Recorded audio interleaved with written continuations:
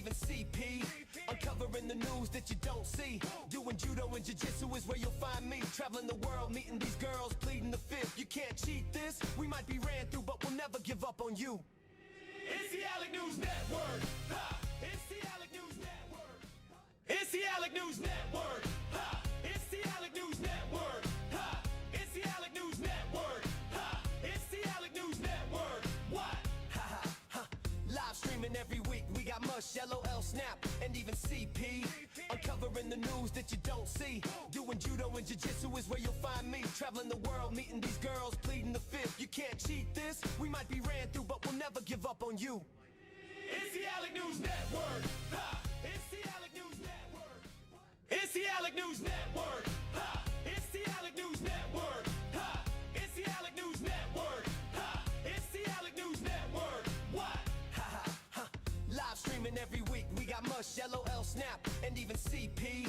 Uncovering the news that you don't see. Doing judo and jiu-jitsu is where you'll find me. Traveling the world, meeting these girls, pleading the fifth. You can't cheat this. We might be ran through, but we'll never give up on you. It's the Alec News Network. Ha! It's the Alec News Network. It's the Alec News Network. Ha! It's the Alec News Network. Ha! It's the Alec News Network. Ha! It's the Alec News Network. What? Ha ha ha! Live streaming every week. We got Mush, LOL, Snap, and even CP. Uncovering the news that you don't see. Doing judo and jiu-jitsu is where you'll find me. Traveling the world, meeting these girls, pleading the fifth. You can't cheat this. We might be ran through, but we'll never give up on you. It's the Alec News Network. Ha! It's the Alec News Network. It's the Alec News Network. Ha! It's the Alec News Network. Ha! It's the Alec News Network. Ha! It's the Alec News Network. What? Ha ha ha! Live streaming every week. We got Mush, LOL, Snap, and even CP. Uncovering the news that you don't see. Doing judo and jiu-jitsu is where you'll find me. Traveling the world, meeting these girls, pleading the fifth. You can't cheat this. We might be ran through, but we'll never give up on you. It's the Alec News Network. Ha! It's the Alec News Network. It's the Alec News Network. Ha! It's the Alec News Network. Ha! It's the Alec News Network. Ha! It's the Alec News Network. What? Ha ha ha! Live streaming every week. We got Mush, LOL, Snap, and even CP. Uncovering the news that you don't see. Doing judo and jiu-jitsu is where you'll find me. Traveling the world, meeting these girls, pleading the fifth. You can't cheat this. We might be ran through, but we'll never give up on you. It's the Alec News Network. Ha! It's the Alec News Network. It's the Alec News Network. Ha! It's the Alec News Network. Ha! It's the Alec News Network. Ha! It's the Alec News Network. What? Ha ha ha! Live streaming every week. We got Mush, LOL, Snap, and even CP. Uncovering the news that you don't see. Doing judo and jiu-jitsu is where you'll find me. Traveling the world, meeting these girls, pleading the fifth. You can't cheat this. We might be ran through, but we'll never give up on you. It's the Alec News Network. Ha! It's the Alec News Network. It's the Alec News Network. Ha! It's the Alec News Network. Ha! It's the Alec News Network. Ha! It's the Alec News Network. What? Ha ha ha!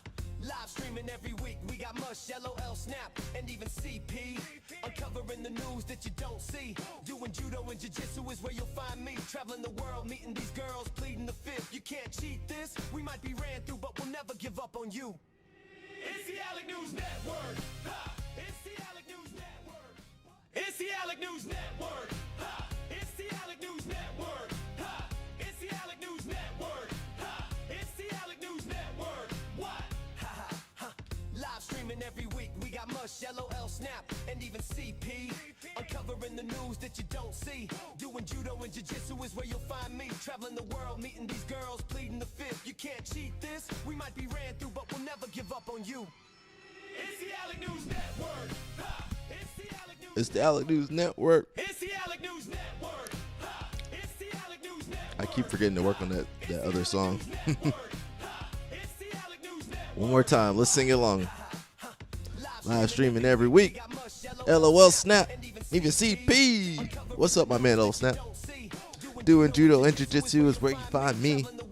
Meeting these girls, pleading the fifth. We're going to give up on you. I changed the lyrics for Sarah.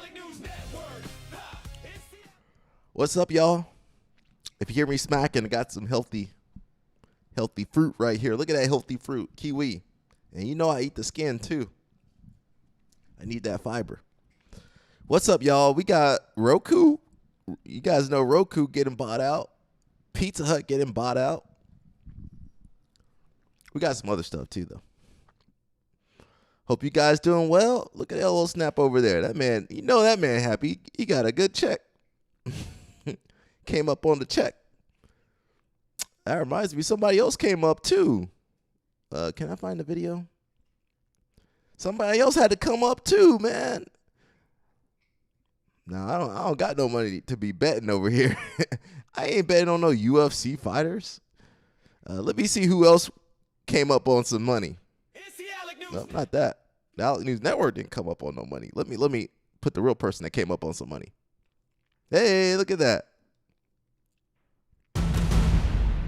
Well, it was a beautiful event. Let me know if you guys It was can hear. great and had a lot of great fights that was entertaining. Basically, the main event, though, wow, that was a hell of a fight.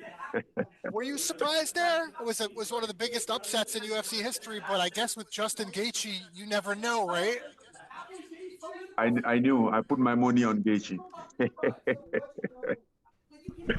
Insider trading. Did you actually bet on the fight? LO Snap. Yeah. LO Snap had that Oh, no, insider I trading. bet on Gaethje. You know, I saw this odd, and I'm like, something wrong with this bookmaker. Like, what's wrong? Like, this is Justin Gaethje, man. Like, I mean, even when the guy lost, he always show up and give you the show, put on the show. LO Snap had that And I'm insider like, trading. And What's then up, Sarah? he's a guy that he's good at taking people's soul out, you know.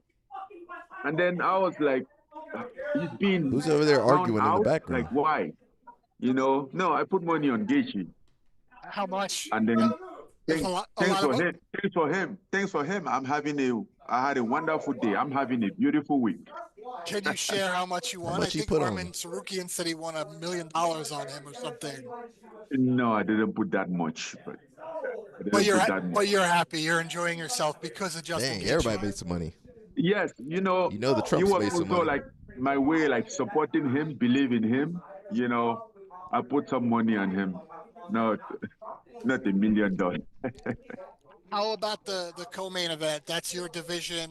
Were you surprised how that went? It was pretty dominant performance by Cyril. I wasn't very surprised. If you remember us talking about this 2 months ago, I was telling you like exactly how it was going to go. But I mean, I thought he could have lasted a little more, maybe one more round. But that was my prediction. All along the way, that was my prediction. Never changed. And I never had a doubt on it. Does it show the difference that he might have weighed 251 pounds, but Alex was not a real heavyweight just yet?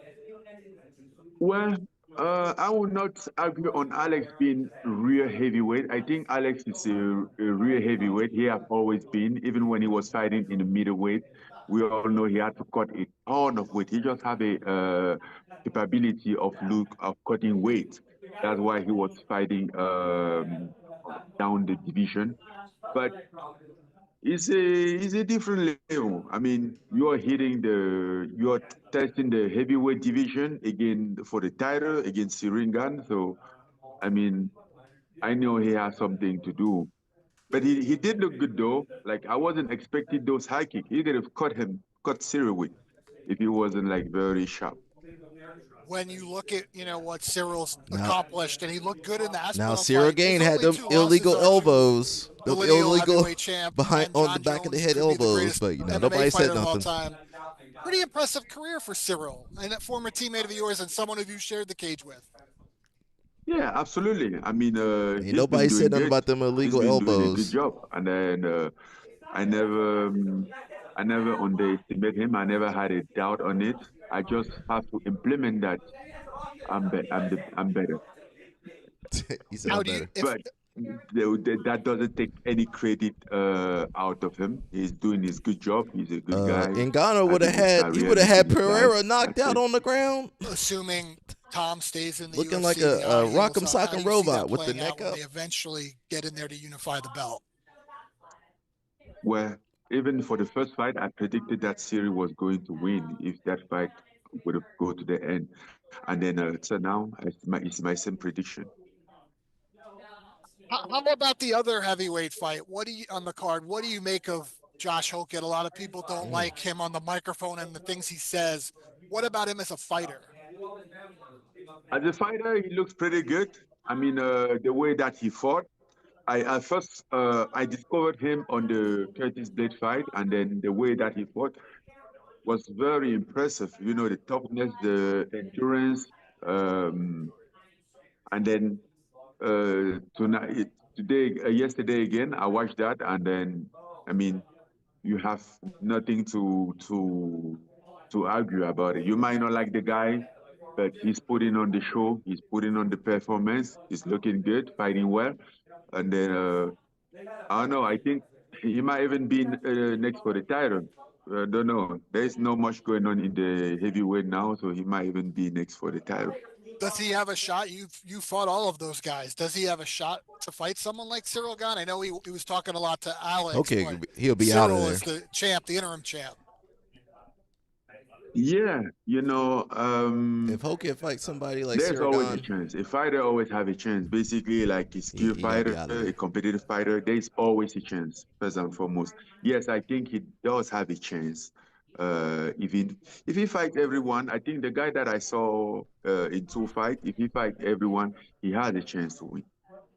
How It's just I think maybe there is so some few things that he haven't understand yet that he still have to learn, but he does have a chance.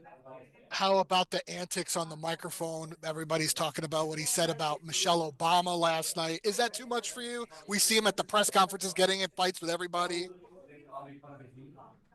Yeah, I mean, I just go there to watch fight. You know, I don't follow anything related to fight that much. You know, I try to really disconnect and then just make my life.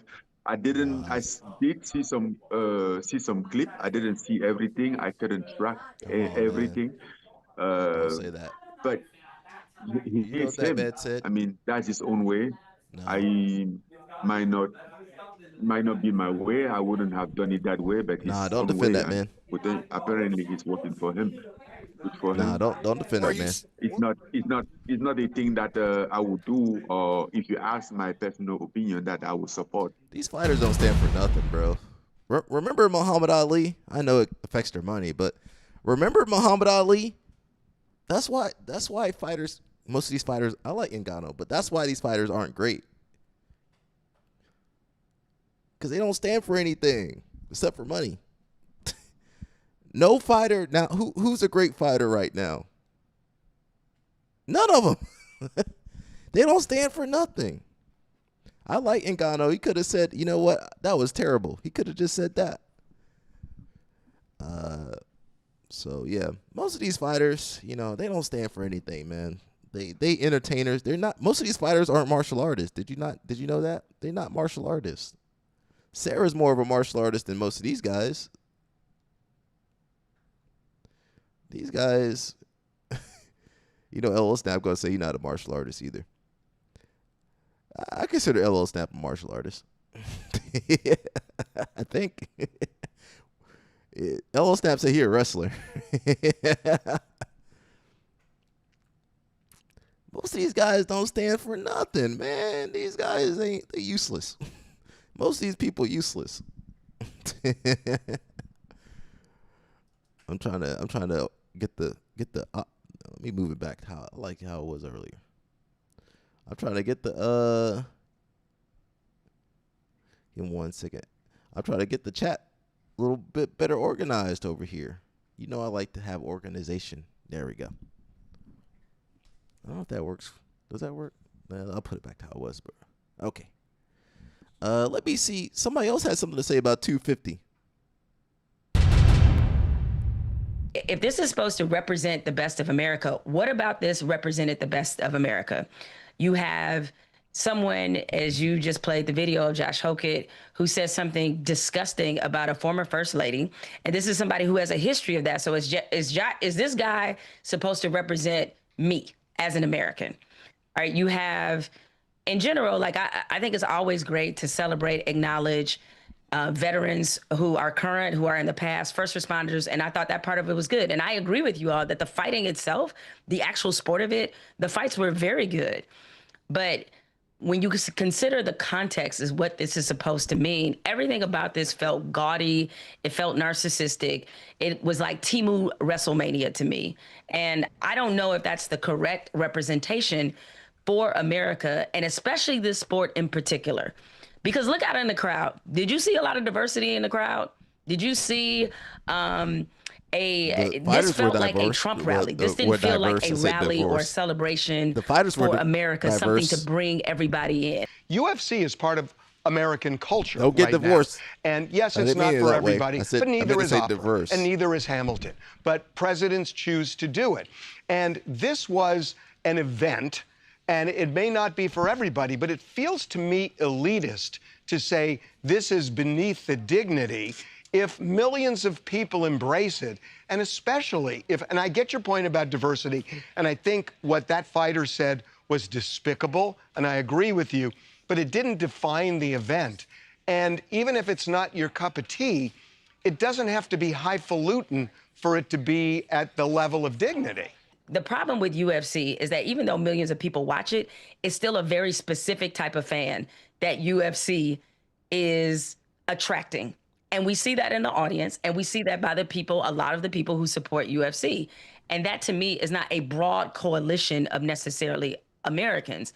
And maybe some of this was also timing as well, because we're at the point now where people are worried about gas prices, they're worried about food, they're worried about basically surviving the day. And you have this ostentatious event of fighter jets and all of this sort of performative patriotism taking place. It just felt out of place. I agree. This very much felt like a Trump rally. It didn't feel like something that was necessarily for everyone to enjoy and partake in, because so much of the broadcast, even listening to it, it's like they were glazing Trump like every 10 minutes. It was his birthday. I'll give you that. In between the crypto ads, where it was just like, if you were considering what the perceptions are of Americans are, it's propaganda, right? You know, by other countries, you know, there's this sort of idea of the showboating, ostentatious, kind of rude American. If you were watching this, L.O. Snap said he's not voting for Trump no more. You know what? They never beaten the allegations. I hear you, but look, L.O. Snap said he ain't voting for Trump no more. Throwing that birthday party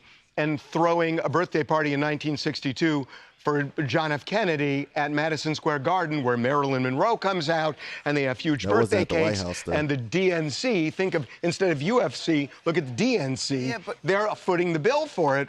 What's really the difference? Well, the difference is that's at Madison Square Garden. That's not like on the White House lawn. He said, what's the difference? It's purported to be what it is. But the White House lawn is like, well, the White House is considered to be the people's house. That's why it's called that. It's supposed to be representative of this country. She's right. And this was a different sort of feel, because this all did feel very much, this was about sort of sucking up to Donald Trump and glazing him as much as possible. It didn't really feel like something that was meant for America to share in. You can't deny that UFC is wildly popular as a sport. And in terms of America, you're never going to get full America at any event. It's not even on, but it's a below contender baseball. For being one of the top draws. UFC's got to be the lowest sport on the totem pole. I don't doubt its appeal, but it's certainly not the NFL, and it's not even the NBA, which is a very global it was late, sport. Though. And we see sort of the diversity that it attracts to the game. And that's the thing. The fighters, certainly there is diversity among the fighters, but I think you'd be lying to yourself if you didn't say there's a feel and a texture that is very rooted in MAGA in this. I will say, though, Jamel, if you go to a regular UFC event, the audience is a lot more diverse than what we saw last night. I've been to one. I went to one in Anaheim a few years ago. I mean, it's still real male, but it's not as white. No, it's not as white. And there were shades of this that were kind of uncomfortable, because it was very clear who the audience they wanted to be for this was. See, I mean, Ngannou, you know, he's an immigrant, so not to say my immigrants don't know. We went to a friend's house and it was doomed. We can get off my screen. He, you know, my immigrants don't know all the history. So we have to educate them if we can. And sometimes they still don't care. But shout out to that sister. That sister was on. She was on point. We got Rosie O'Donnell over here. This will be my last one about this particular instance. Hopefully TMZ don't take me out. We had to get your opinion on the UFC event that happened at the White House over Weren't you saying some racist stuff too? Disgraceful and embarrassing, and he should be ashamed of himself for doing it.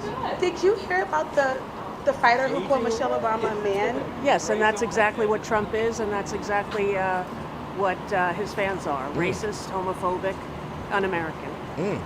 Can you give advice to parents who are dealing with children who... Rosie O'Donnell said you're un-American.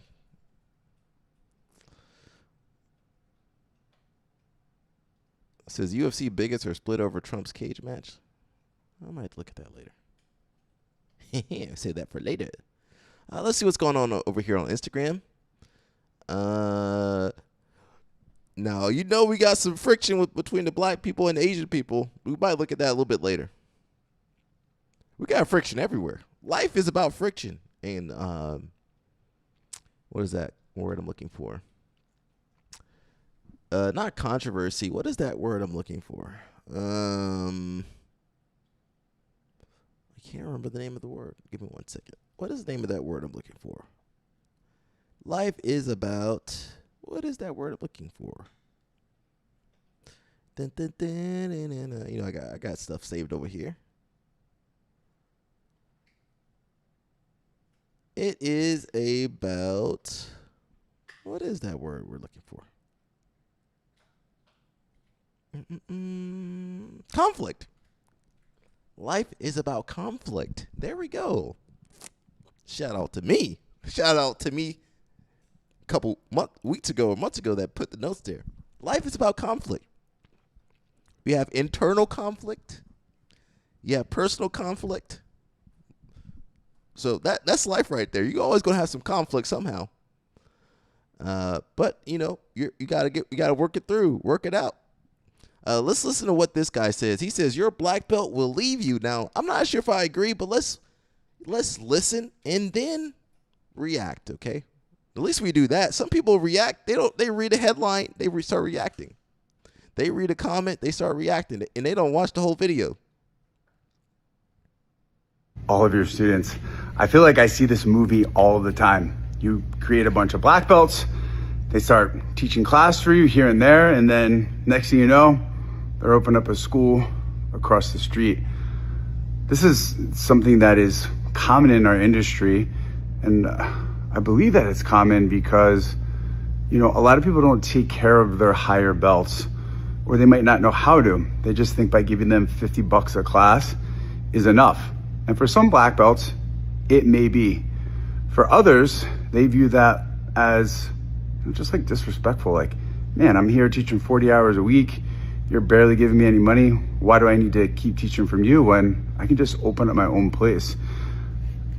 The thing that I think is the best is to do something with your black belts and ask them to do a partnership or some sort of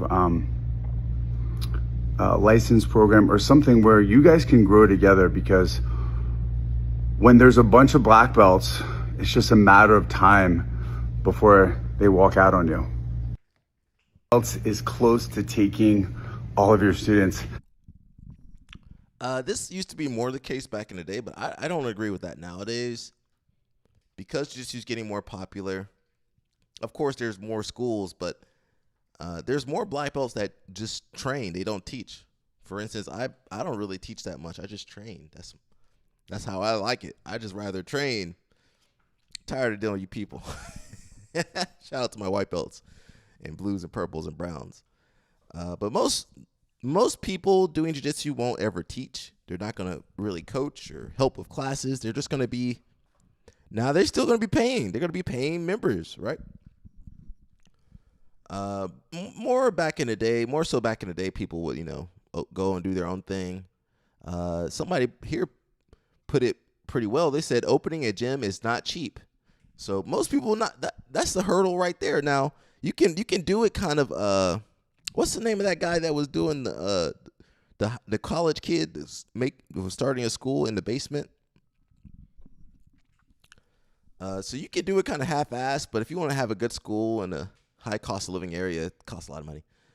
Sarah says it's a lot of drama, insurance costs, building. Yeah, it's a lot of work and drama.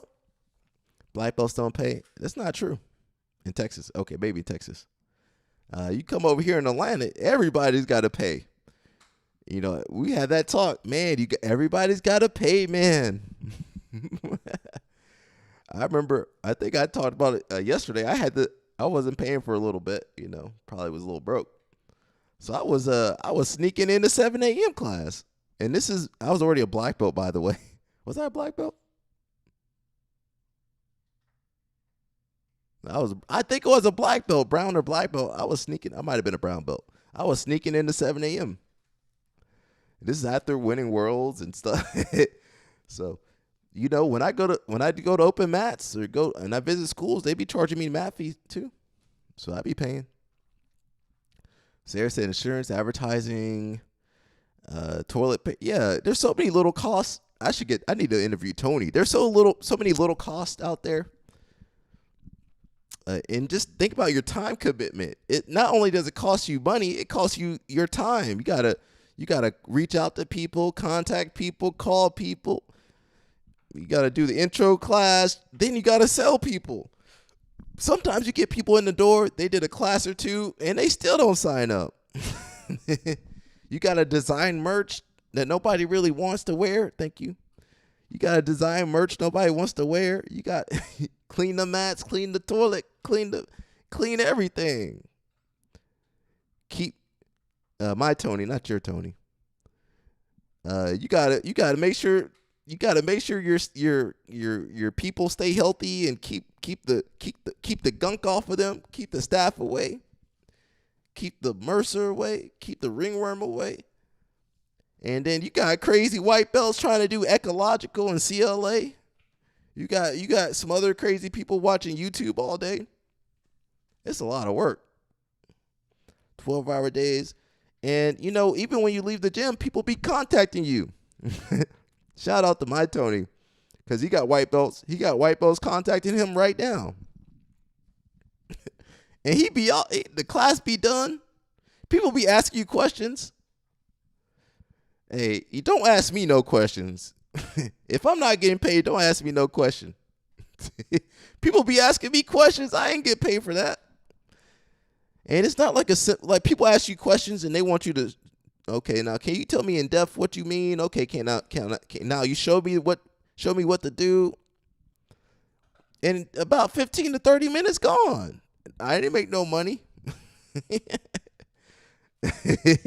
And the coach be tired. The coach tired. I'm tired. I didn't go over there to help you. What's up, Spirit of Justice? Sarah asking for questions and trying to play games. White belt's crazy, bro. White belts take it out of you too. The kids class take it out of you. White belts take it out of you. And the worst thing be, people ask you the same old question. Imagine someone asks you the same question.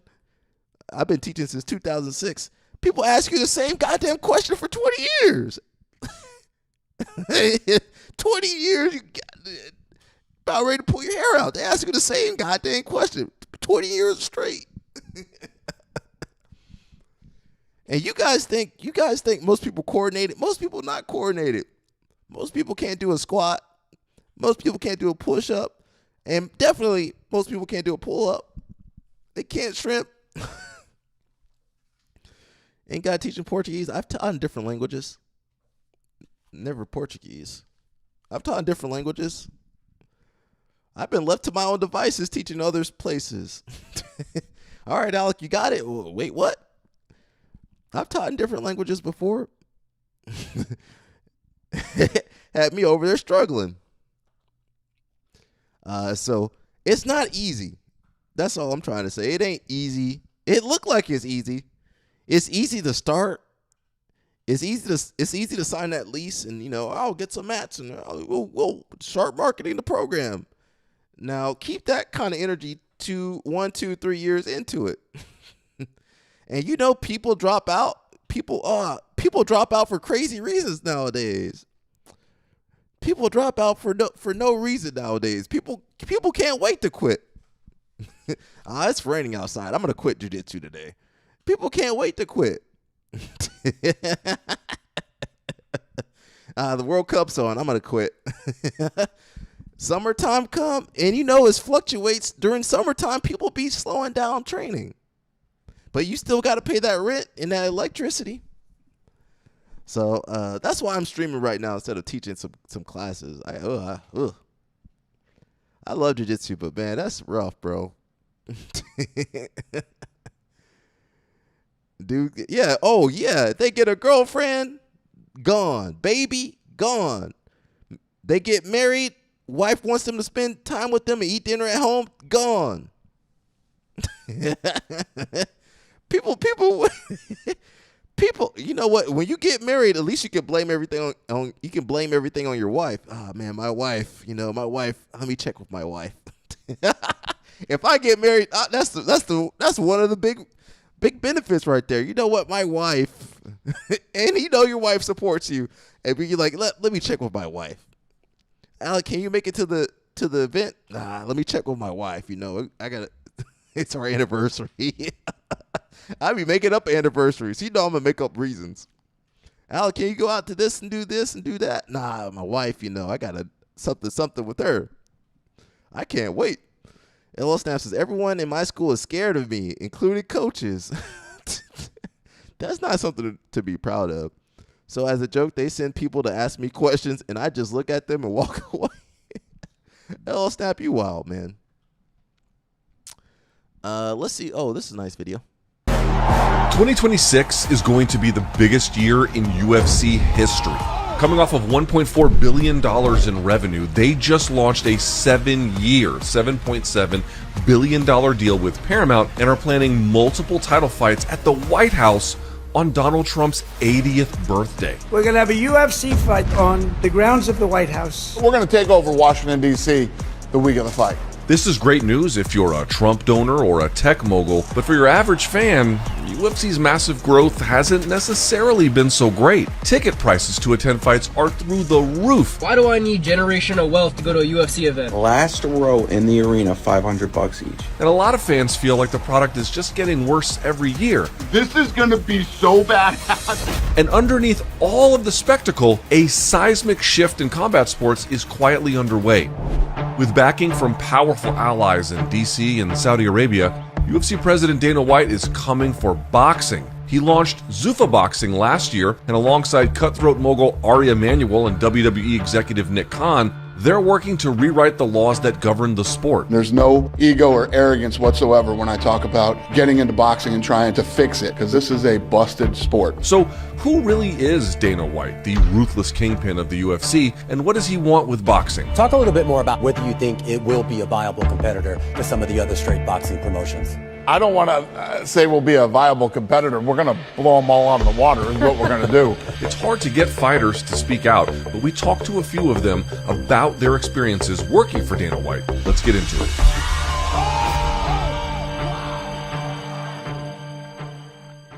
While reaching UFC is the pinnacle for MMA fighters, working for its boss hasn't exactly been a dream. In 2014, a group of former UFC fighters filed a class action antitrust lawsuit alleging the UFC had illegally monopolized the MMA market and suppressed fighter pay. The case dragged on for a decade. The UFC fought it every step of the way. In one testimony, Shane Carwin, a former UFC heavyweight, wrote that CTE has left him bedridden for days at a time, unable to hold down a job despite owning an engineering degree. Finally, in 2024, the UFC agreed to pay $375 million, but admitted no wrongdoing. They decided to settle the case out of court. So for me, that was a bit of a disappointment in that Look at him. We didn't actually get to argue it. Right? We didn't get to call BS. So in 2025, a second lawsuit was filed, this time representing fighters from 2017 onward.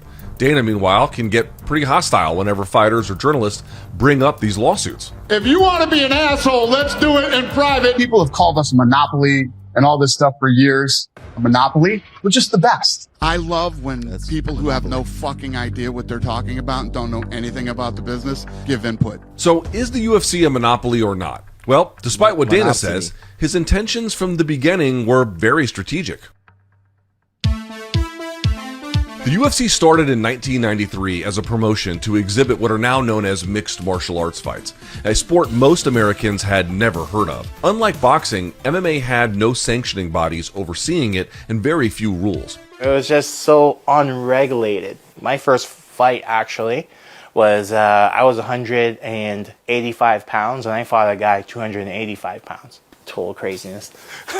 Be forewarned, there are no rules, no judges' scores, and no time limits. At one point, the UFC was so brutal, they banned it in 36 states. Senator John McCain famously called it human cockfighting and led the charge to get it off of pay-per-view. People repeatedly getting smashed in the face with a guy sitting on top of him. That's not a sport. By 2000, the UFC was struggling. Dana White was a boxing manager in Las Vegas and saw an opening. While boxing had strict rules and regulations, we'll get to that later, in MMA, a single promoter could control the rankings, handpick matchups, and sign fighters to exclusive contracts.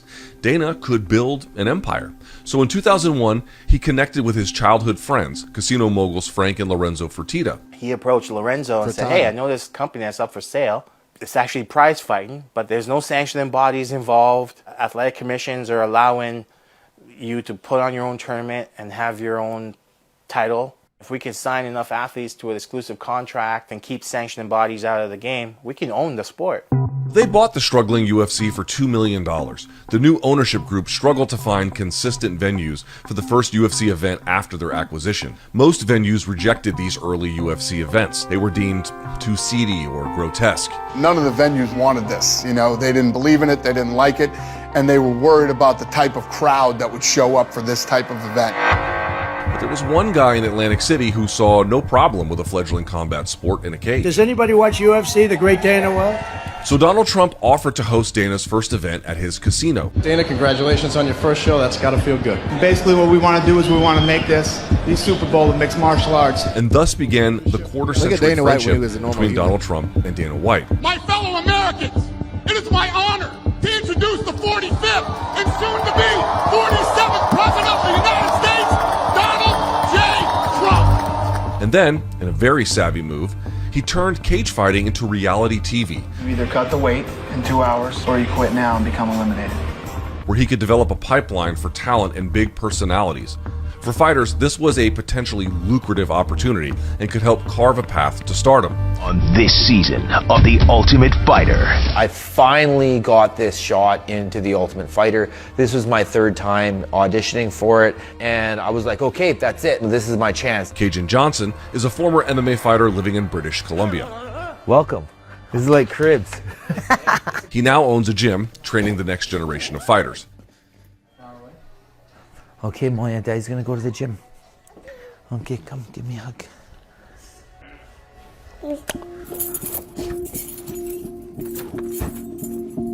After appearing on The Ultimate Fighter, you ready? Fight! Cajun was offered a contract with the UFC. Good, Dad, looking good. I was so happy. Finally, I'm not gonna be broke. Rachel Cajun here, Extreme Couture, Las I ain't gonna Vegas. be broke no Bunch of more. Heavyweights in the building, you know what it is. Finally, I don't have to worry about how I'm gonna pay rent. That was the main thing. It was a huge relief. But that relief soon turned into an uncomfortable realization about the fine print of the deal. First and foremost, UFC contracts are exclusive, which is a huge difference from the pre-Dana White era. No one had exclusive contracts to the degree that they do now. I fought in Pride and the UFC at the same time, and many athletes did. Imagine if in tennis, Wimbledon had exclusive contracts with all of their tennis players. They wouldn't be able to play anywhere but Wimbledon. Nice work, Alex. Trap that and put it behind his back. After your kick lands, both hands up. The UFC contract can lock a fighter up for 3 years, sometimes more, even with inactivity. And the rates only modestly increase, sometimes if at all. You can be out of the UFC before 3 years quite easily. You could also fight for a title in the UFC before the end of that 3-year contract, which if you were not able to renegotiate that contract, then you're going to be fighting at those same rates. Those rates are what you get paid to show up and what you get paid to win. And the money isn't nearly as good as people might think. I was making $8,000 to show, and I was making $8,000 to win. People might think that $16,000 is a lot, but I fought once that year, so $16,000 for the year, not super crazy. And expenses for the fighters come out of their own pockets. My training costs, that could be a gym membership. My coach, your shin pads, your gloves, your headgear, healthy food, any supplements that you need to use. A lot of the time you have to pay for your blood work because you get tested before you fight. We're not here just to take part, we're here to take over. If you're Conor McGregor or another top star, sure, you can afford these costs no problem. But for the other 500 plus fighters on the UFC's roster, it can be a different story. It can get crazy expensive. So how were these guys even making ends meet? Fighters were able to get all their own sponsors. If I had a friend that had a company, I could get him to sponsor me and I could put his logo anywhere on my shorts. I could wear whatever shorts I wanted. Most times we would actually make more money on sponsorship than we made on the fight. But in 2015, the UFC signed an exclusive $70 million deal with Reebok and banned all personal sponsorships during fights and promotions. Reebok has stepped up. These guys are spending a lot of money. We're giving every dime of the money that's coming in to the athletes. But you took 80% of our sponsorship dollars. That's food off our kids' table, food out of our kids' mouths. And since fighters are classified as independent contractors, they also don't get company benefits. Peter, Alex, your pads. That means no comprehensive health insurance, no pension, no collective bargaining rights, but they sign the contract with dreams of reaching the top. And if a fighter gets injured or is unable to compete, the UFC can pause their contract, locking them in for even longer. This is exactly what happened to Cajun. I'm finally into the UFC. It's taken like 13 years for me to get here. And then bang, one shot. All of that went down the drain. In his first UFC fight, Hands up, Cajun, hands up. Cajun was knocked out and had his jaw broken in 3 places. Yeah, my God. Your jaw is painful? Yeah. Oh. Traumatic brain injury is nothing to shake a stick at. For me to get back to training, it was very difficult. So I'm not able to fight. They hit pause on the contract. And if you're not fighting, you're not getting paid. Contracts don't work like this in any other major sport. So then that leads to situations where guys know that they're injured but will fight anyway. Dana White's MO is to pay the fighters as little as possible in order to make them willing to fight whoever, whenever, right? Because they're starving, they need to get paid. Remember when we said the UFC made $1.4 billion last year? Well, fighters see roughly 17% of that.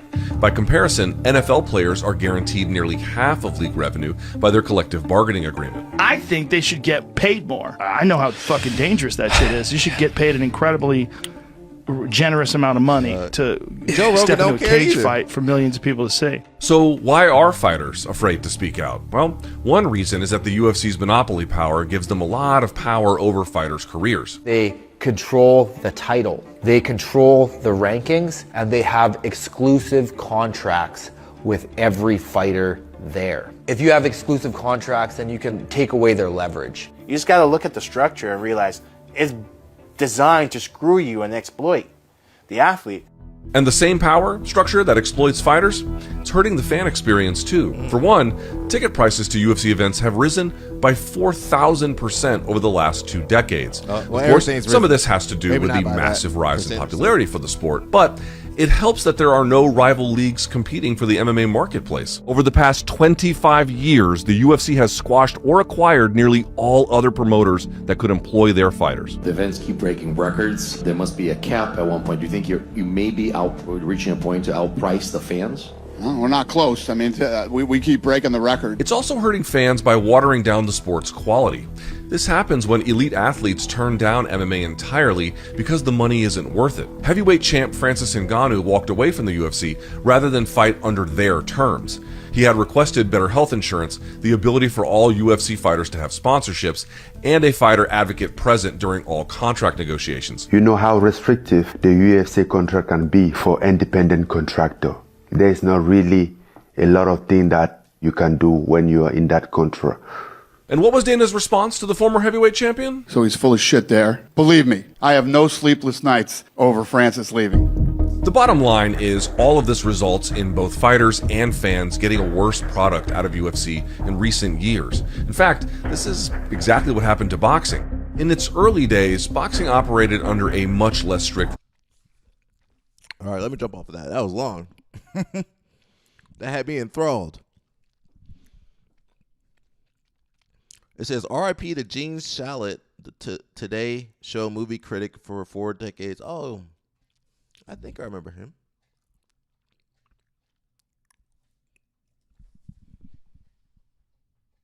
No. Let me see. We'll look him up. Oh.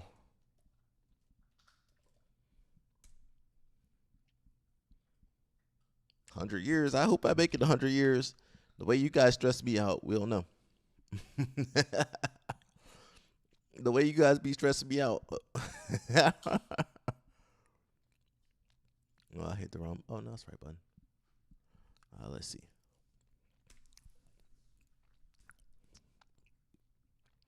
Hopefully I can play this without getting in trouble. You know what you're looking at now, folks, is a moving picture. With his trademark mustache, bushy hair, and famous turns of phrase.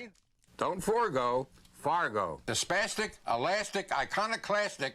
Gene Shalit was as iconic as the stars he interviewed. This is NBC, the best, Gene Shalit. For 4 decades, he was an integral part of the Today Show team, starting as a contributor in 1970. I'm Barbara Walters here at the NBC News Center in New York with Gene Shalit. Going on to become today's entertainment correspondent and movie critic. Good morning and welcome to the Critics' Corner. His reviews never mincing words. 2 words, Ishtar, Ishtarable. Born in 1926, Gene grew up in Morristown, New Jersey, where Hey, his parents, Morristown, immigrants New from Jersey. Latvia, owned a drugstore. He started his That's where career as a Andre's from. journalist early, writing a humor column for his high school paper. He was a master at interviews, up, Danny sitting Chopper? down with some of Hollywood's greatest stars, the big, bright, and even green. Do you think you might ever marry Miss Piggy? From the philosophical Is that nice to be named after 2 presidents? It's never come up before. to the playful. What's your favorite food, Mel? Ketchup. His laughter was loud and contagious. They're as big as golf balls. I said, well, now wait a minute. I said.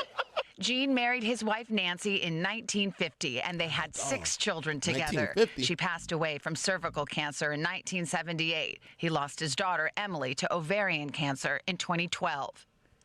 In 2010, Shalit retired from Today, like any good movie, knowing when to wrap it up. But his friendship, laughter, and talent we will forever treasure. We thank you for watching, and remember, stay updated on breaking news and top stories. All right. R.I.P. to him. Danny Chopper. What up, my man? Danny Chopper. What? You know, Danny Chopper be... Every time Danny Chopper get on here, I guess it is around lunchtime. It is around lunchtime. Danny Chopper jump on here during lunchtime. Let's see. It says, Ye announces new USA dates with 2 homecoming shows in Chicago. Oh, you know he gonna blow up in Chicago. September, yeah, he got that. They gonna blow up. Them tickets already sold out. Where else he going? Madrid, San Antonio. He all over the place. I can't afford. We for sure can't afford Kanye West tickets. We can't afford World Cup tickets. We can't afford nothing over here. What can we afford? What can we afford over here?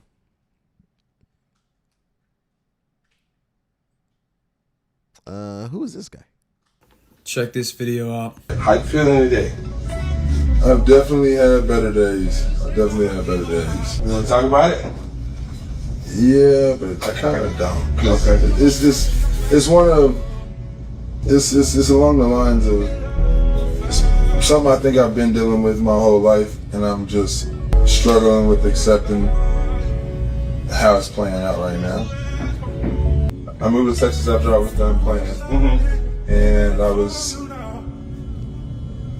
pretty unsure of what I wanted to do after I got done playing ball. I ended up finishing up or starting the process of finishing up some of my schooling. There had some workouts for guys who were finishing up their career. Did that for a little bit, but I found myself being just negative, you know, kind of like, you know, people were trying to get back in the league, and here I was, you know, done with it and pretty just unsure of what I want to do with the rest of my life. What was that like, from being an athlete full time to actually working a traditional job at that point? Man, it was So I ended up getting an incident in Louisiana. Then I ended up going to jail for a little bit for that. But my career didn't end with it didn't have the ending that I think it maybe should have. And I wasn't proud of how things ended. You know what I'm saying? I ended up getting another DUI, and what's up with his hairline? I was broke. You know what I'm saying? I was broken. I was in a relationship. I got my heart broken in that. You got the Iron Man hairline. Moving back to Texas, I ain't have nothing. I moved there with some plastic bins full of clothes that I wasn't gonna be able to use. And then I was just like, damn, let me put my life back together. You know what I'm saying? This is somebody's son. This is somebody's friend. That's true. This is somebody's former teammate. And he's not perfect. But show me somebody who is perfect. You know what he is, though? He's a soul with a unique and specific purpose after sports. And he died before figuring out what that is for him. And he's verbally and physically, through his body language and through his energy, speaking about the pain and the struggles that he's going through. And 1 week before he lost his life, he's on this podcast opening up and telling the truth about it. Life after sports is one of the biggest and hardest problems that every single athlete will have to go through. And I'm tired of seeing so many of my brothers go through this without knowing what the solution is. Check this video out. How you feeling today? God, dog. You guys got to take care of your mental health, man. I'm not sure exactly what happened to that man. Let me see. Alden Smith, what happened to him?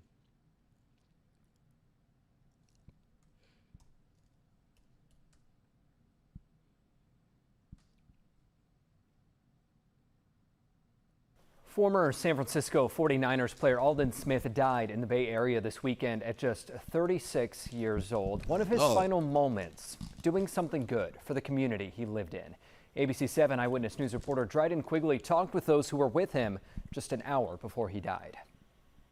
Every week, Pastor Scott Wagers with the Chan Deliverance Ministry brings pizza to the homeless in the South Bay. This Saturday, he had a special guest. My friend surprised me. Because I have a friend in my truck. Guy gets out, he's a giant man. It was Alden Smith, there with 12 pizzas to give out to those in need. These photos would be the last taken of Smith. Then an hour later, my friend called me and said, he's dead in my truck. That friend had gone into his house and came back out to find Smith unresponsive. He was declared dead at a hospital in San Jose. I couldn't believe it because the impression I had from him was that he looked healthy, very humble, and wanted to help. After playing at the University of Missouri, Smith started his NFL career with the San Francisco 49ers. He played with them for 4 seasons before joining the Oakland Raiders. But his path wasn't always steady. After starting out as a star linebacker, Smith was arrested at least 10 times over the next few years, mostly for substance abuse and driving offenses. He was suspended multiple times and released by his last team, the Seahawks, in 2021 during training camp following another arrest. Wagers, though, says now he was using his struggles to inspire others. All of us have troubles. We all struggle, but that's the last act of his life. The last picture of his life was with us. And the last move he made was give out pizza to the homeless. The 49ers shared a statement that read in part, quote, "Beyond his excellence as a player, Alden will be remembered for his infectious smile that lit up every room he walked into." His heart is in the right place. His intentions were good. And I know he would help. And he want you to help. No cause of death has been released. Smith was 36 years old. In San Jose, Dryden Quigley, ABC 7 Eyewitness News. Damn. Man. Whew, you know, that CTE, I'm not sure, can't say is correlated with the, drug use and all the other stuff, but these athletes, look at UFC fighters too. Look at BJ Penn. They're going through it, man. I think homie got me in one of his videos. Let's listen. Maybe not this Dylan one. Dennis' career confuses me like Tito Ortiz sentences. He was a Marcelo Garcia student. How did he end up like this? If you know Marcelo, one of the greatest grapplers of all time, Marcelo Garcia is like Steven Universe with more testosterone. Okay? Look at the smile, man. A smile fit for the end of a Sesame Street episode. All right? Before Dylan Dennis was chasing fame and Conor McGregor's sock particles, the boy was nice. That's why I'm confused. 2015, listen, we all believed in him. All right? You remember the Pan Am highlight? Yeah. You remember this? Everybody he fought in this video has a BJJ Heroes page. Okay? He tapped Alec Balding in Mohawk mode. The boys were fighting like you and your baby moms when her new boyfriend show up to the kid's birthday party. He shouldn't be here. He shouldn't be here. He's here, nigga. It is what it is, okay? Son beat Gabriel Arges back in the day, back when Gabriel Arges still looked like a churchgoer. Happy that nigga grew a beard. What the fuck? Listen, tapped him from 50-50, by the way, 2 times. Safety not guaranteed, okay? Had Yago D'Souza in baby yoga pose for 8 minutes. Had Nick Schrock fighting like a new boyfriend, insisting that he stays at the stepkid's birthday party. You don't pay for nothing, dog. You don't pay for nothing. Why you put me first? I was in the final. Why you put my match first? I was in the final, or second. I was in the final. The other guys didn't make it to the final. They got washed out earlier. Yeah. What they not gonna tell you, I was going easy because we were on the same team alliance. So I was like, oh, we got this.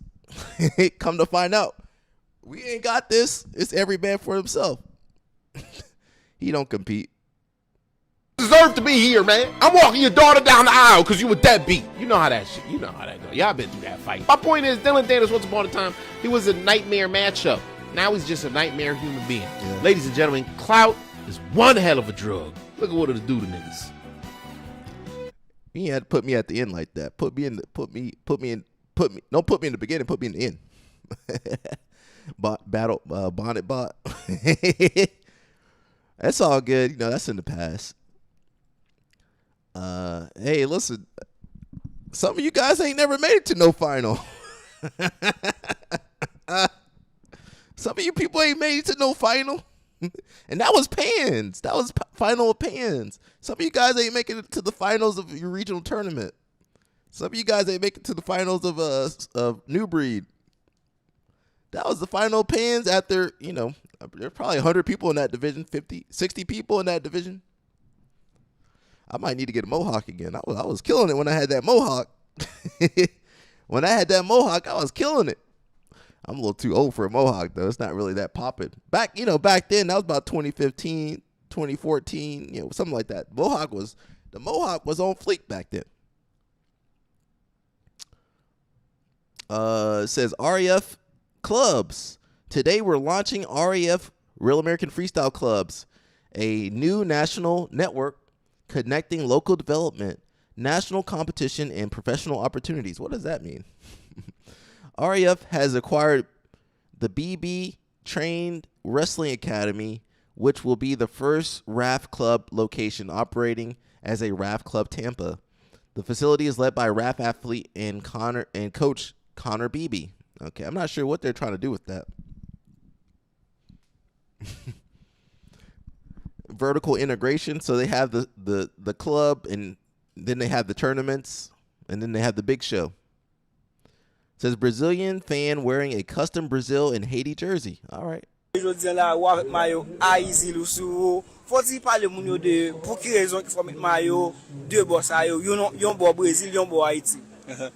Mon cher, parce que comme un pile haïtien, comme un pile brésilien qui aime Haïti tout, nous senti qu'à nous diviser, spécialement dans match cap gain 19 là. Et puis si me tape mettre un seul maillot, me pas tape sentir me satisfait. Faut que me gagne une représentation tout des pays et tout parce que c'est une façon pour nous courir tout des pays parce que me pas quoi même gens là nous gagne des ménages, me pas quoi au carré mais un seul, au carré mais tout des, pourquoi pas.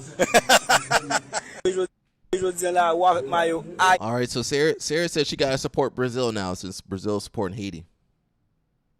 Josh Hokett beat Derek Lewis, grabbed a microphone, and decided his big contribution to American political discourse was saying Michelle Obama is a man. And I know what MAGA wanted. They wanted black folks mad. They wanted clips. They wanted outrage. They wanted somebody to lose composure so they could point and say, see? But no, you are not getting that. Because Chud the Builder already spent them chips. The outrage account is closed. That card declined years ago, and y'all keep swiping it like the machine is broken. You cannot shock black people with a joke you have been telling for almost 10 years. At this point, it does not offend us. It just makes you look weird. Michelle Obama has not been first lady since January 2017. Almost a decade. That woman is somewhere living her best life, opening libraries, selling books, talking about relationships, minding her black woman business. And somehow, y'all are still gathered around a government-sponsored backyard brawl talking about her body. That is not politics. That is a condition. And notice something. Black people do not spend all day talking about Melania Trump. Not because we do not have material. Please. We could talk about who she married. We could talk about internet rumors. We could make a whole documentary called The Greatest Come Up in Human History. We could spend 2 hours debating whether somebody was a 304 before they got famous. But we do not. Because we do not care.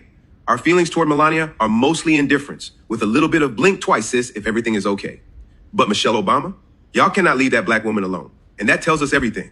This was never about comedy, never about biology, never about truth. It is about black joy. Some people cannot stand seeing a black woman admired, loved, respected, protected, successful, moisturized, booked, busy, and completely unbothered. So officially, from us to you, we do not care. We know Michelle Obama is not a man. She is about as black woman can get. And honestly, most of us think y'all look ridiculous. Gas is over $4 nationally. People are dealing with rent, groceries, inflation, tariffs, and wars this country did not need. And y'all are throwing a cage fight on the White House lawn while talking about Michelle Obama. That is not strength. That is MAGA flailing with Brazilian jiu-jitsu while the country is asking where the rent money went. We could be cruel. We could be petty. We could spend all day gossiping about politicians and their families. But most days, we choose sense. Because unlike y'all, we actually have a country to worry about. So no, black folks are not outraged. We are bored. And we are laughing at how hard y'all are trying to be offensive with material that expired years ago. If you are feeling my content, like, subscribe, and share. Let's see. It says Area Mills out for Worlds.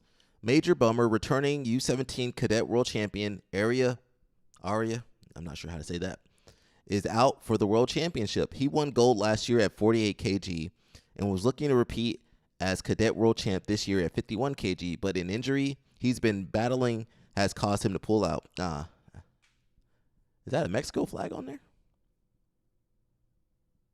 Was he representing Mexico? I guess it don't matter. Back of the head strikes. There you go. Yes, sir. Yes, sir. Right on that noggin.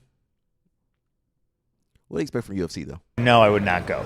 Just no reason to? No, I'm not. David Duke invites me over for, tacos. I'm not going to David Duke's house. Sure. You know what I mean? Like, come on. Let's call it like I see it. Sure. Racist is a racist. I don't care if you're in the White House or, you live down the street from me. Like, I'm not hanging out with you. No, I would not go. Just. Man, CM Punk, he said more than Ngannou did.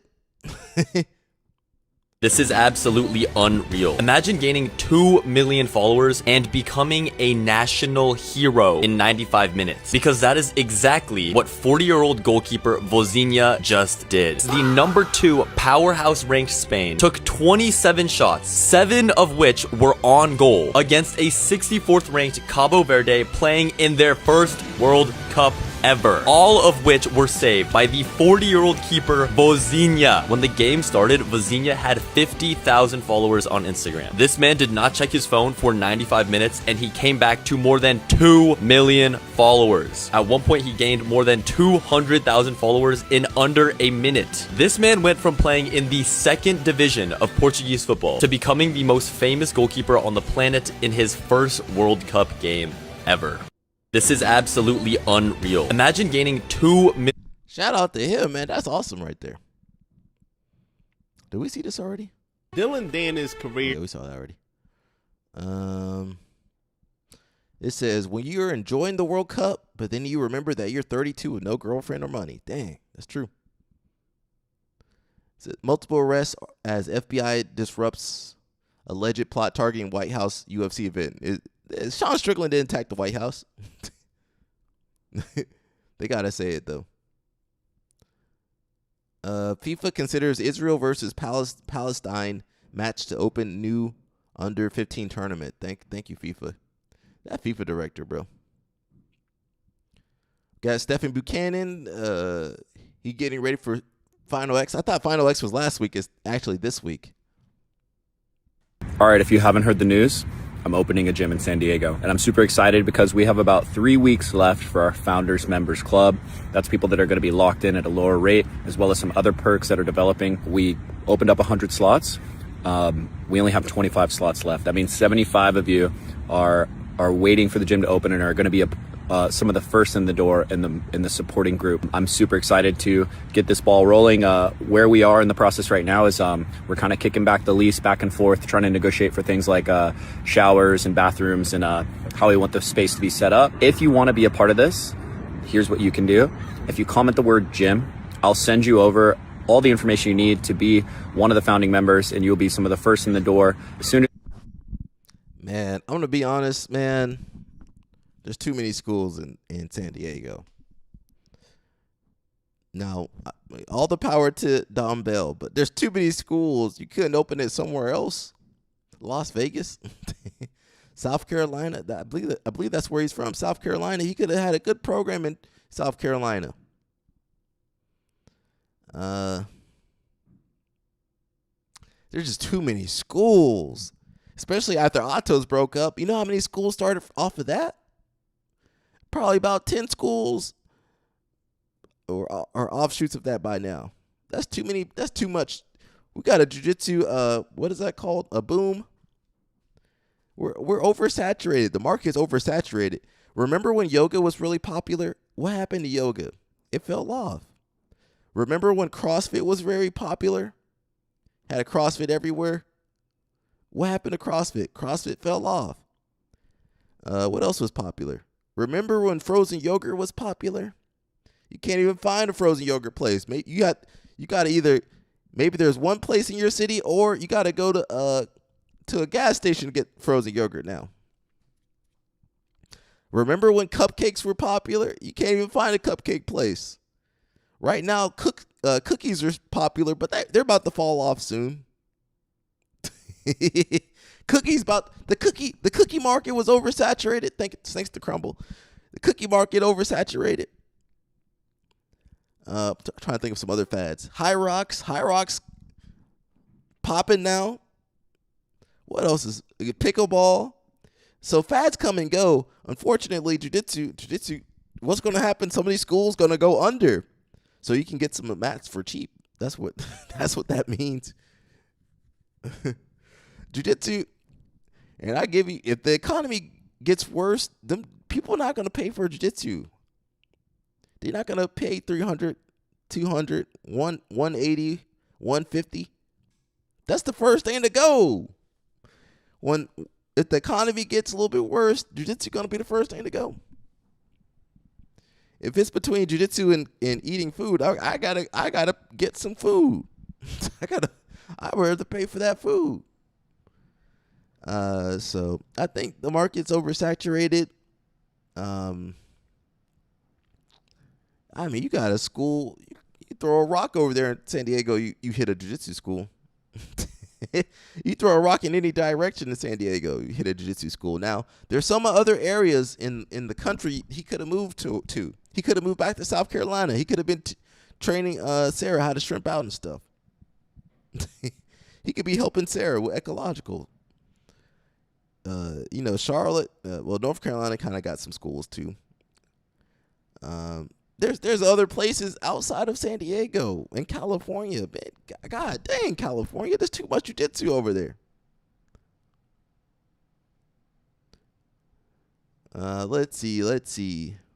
What Hodger Grace got? I think with the leg lock, the foot locks attacks, heel hooks, foot locks, knee bars, whatever, that already was the biggest shift from the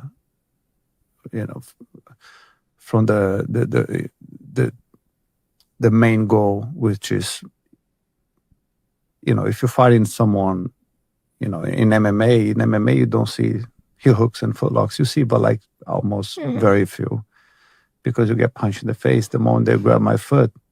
If your foot attacking, if your arms are busy attacking my foot, you're not protecting from my punches.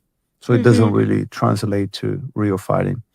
That's why, back in the days, there was not a lot of many footlocks. Because you attack my foot, that will knock you out. Okay, he said he don't like leg locks. Hodger Gracie. No Gracie. What Gracie like leg locks? I believe Halick went for one or something on Gary Tonin back in the day. That's the only Gracie I ever seen go for a leg lock. And Helio would heel hook you in the gi. How is there just so much stuff? Like, chat, y'all here? Let me show y'all something. Oh, my fault. Sorry.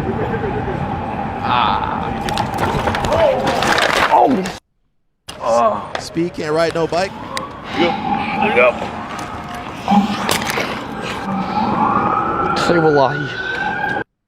That looks scripted. Speed, see, these Gen Z can't ride no bike. They ain't ever ridden no bike. They can't multitask. Well, to be fair, we never had bikes and cell phones back in the day. You always had to just stay focused on 2 hands on your handlebar. He had 1 hand on the handlebar, other hand on the selfie stick. Now, I'm going to do that one day. I'm going to go to New York City and do all that, but I'm going to make sure not to fall off the bike. That's my goal. Because, listen, I fall off that bike, you guys going to clip me. Yo, was that Alec falling off the bike over there? got scraped up. His knee scraped. I ain't scraped my knee in so long. When you were a kid, you scrape your knee all the time. Elbows and knees be scraped up. Now, if I fall nowadays, I don't know if I'm going to get back up. I'm going to be struggling. Oh, help me. Somebody help me. Pick my leg up. If you fall in your 30s and 40s, you might not get back up. That might be it for me. Oh, I fell off the bike. Oh, call 911. So say a prayer for me whenever I do that kind of stuff. I do want to ride some bikes, but man, let me watch that one more time. The way he got picked up, though, what's wrong with him? That's some Josiah behavior right there. How is there just so much stuff? Like, chat, y'all here? Let me show y'all something. We thought that was a joke, but that's real.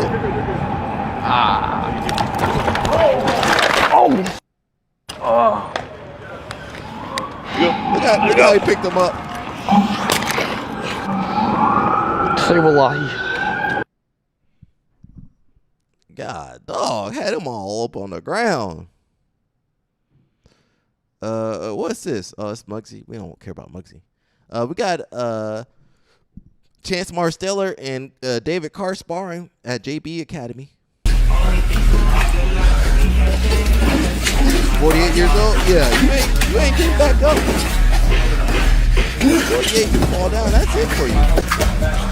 If you guys don't know Chance Marsteller, he's beaten JB a couple times. David Carr, they're getting ready for Final X.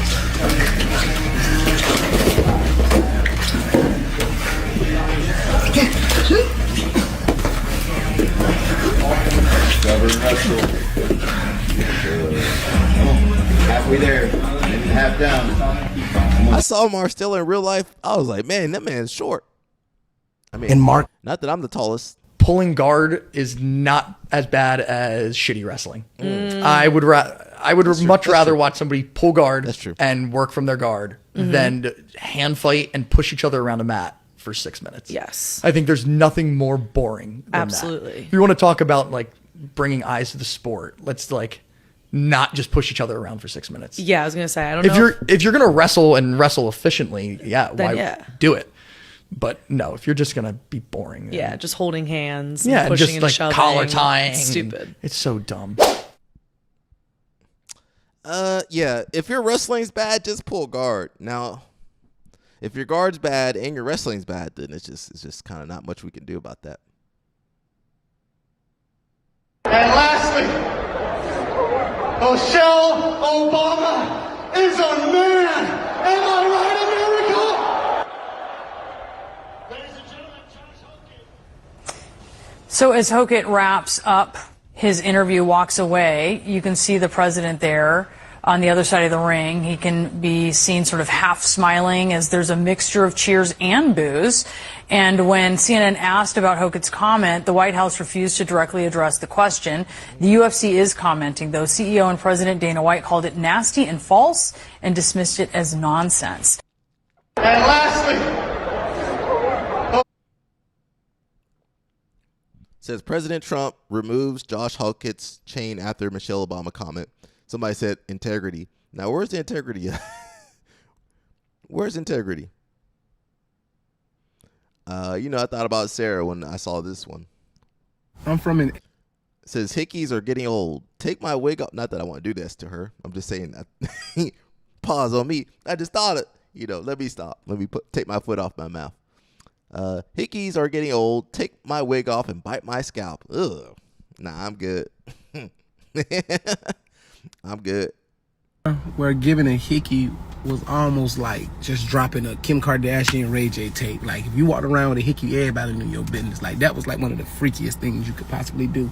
And then the older I got, choking became a thing where women was like, I want you to choke me a little. And we were scared, you know what I'm saying? You choke somebody too hard, they pass out a little bit. You got to throw holy oil, wake them up a little bit. I just seen this posted on, and the hickeys are getting old. Take my wig off and bite my scalp. Somewhere in Immokalee, Florida, my hometown, my mother is praying for me. My mother is saying, Lord, take care of my son and take care of the person he with, and let him find a woman that loves him and treats him right somewhere in the world right now.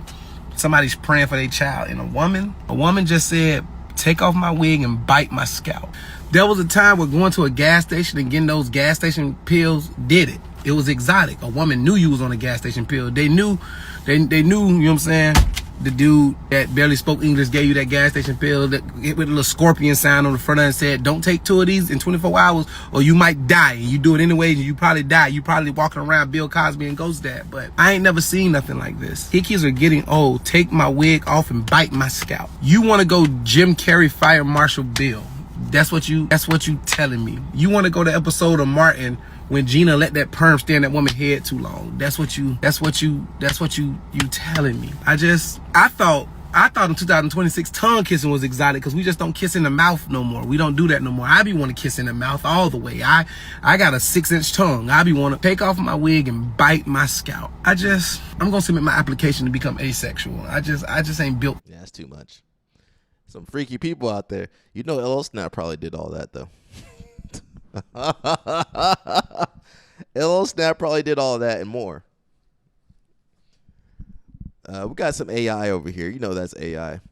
Nicki Minaj with Trump, Elon, and Sydney Sweeney. Who put Sydney Sweeney back there? These people are never going to be in the same place. They're not going to be in the car at the same time. Look at LL Snap. He can neither confirm nor deny. The things, LL Snap. Nicki Minaj, she trying to get that Trump. She trying to get Trump to drop some charges or something or get some citizenship. What's she trying to do?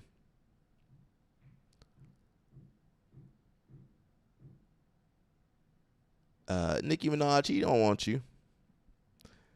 I'm tired of people trying to mess with other people that don't want them. Josiah. I'm tired of people. If somebody say no, you need to leave them alone. If they don't want you, leave them alone. Leave them alone. He don't.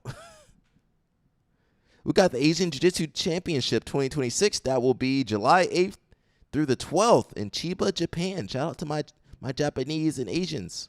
Now, we got a little bit of friction with my Asian crew. Now, let me see if Killer Mike can put it into better words than me.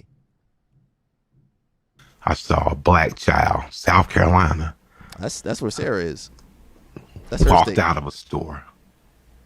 When confronted, showed I don't have anything. Chased out of that store and shot in the back and killed by a population of people who, since immigrating to this country, have quietly built the number 1 or 2, house incomes through having ownership of stores in our community. And nothing has changed. That man was let off the case, and it just gets difficult. It gets difficult because, man, we as a people, if the world is not going to treat us differently, it starts to turn into, well, like your therapist would say, I saw a black child, South Carolina. What can you control? Just yourself. Where's my accountability in this? And it's not enough to just hate the other person anymore. It's not enough to just hate the Asian store and burn them down and boycott them. And I do think all of that. I'm at a point now where I'm just like, enough. We can't fuck with y'all. Y'all don't fuck with us. And it's obvious. And we are put in a position by a bigger master to be taught not to fuck with each other. So you as the model minority always see us as beneath you. And yet you need us because you could never put a store in the master class's neighborhood. Master class, what are you saying? I don't know if I agree with that part. And if we won't unite against them, we won't unite for ourselves. Yeah, but if we won't unite, I mean, the Asians and blacks against them, what can you control? Just yourself. I'm not saying I agree. I'm saying let's listen. He's saying some masterclass stuff. I don't know if I believe in that, though. Then we can no longer fuck with y'all. Uh-oh. Because it's just not working. It's not working where you can hunt down a child and they let you get away with it 2 times in my lifetime. We should be finding you. No. I believe in eye for eye, what we should be doing. Not saying what we're gonna do. Meaning the thought comes up. I am aware of the Arab struggle and the Palestinian struggle because in my lifetime, I have seen men strap bombs to themselves to say, you will pay this attention. And I'm masterclass to see us as beneath. Yeah. If we're participating in that stereotype due to circumstance, this is what we know. That young man had a firearm on him, not to resist the oppression of the state, not to use to rob or take from that store owner, because he's in a condition where he knows someone else who looks like him could see him as a predator or prey, and he may have to use it. But he was not trying to use it against that store owner. He was in flee from that store owner, and he was killed by that store owner because that store owner knows I can use an excuse. He scares me.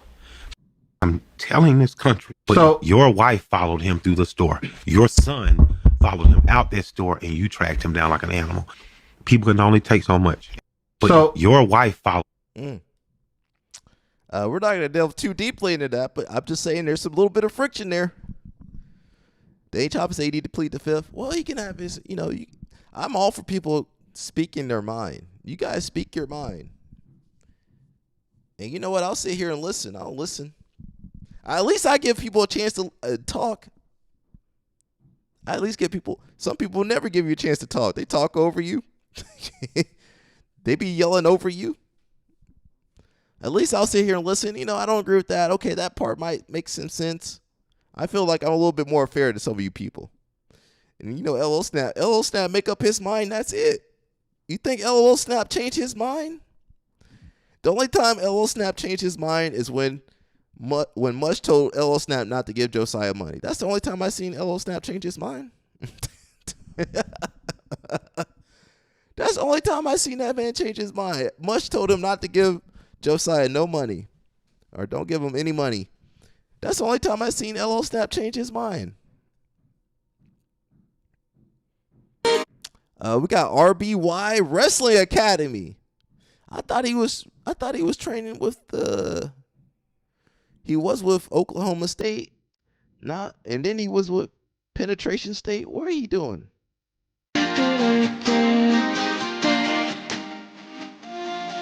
He had all girls camp.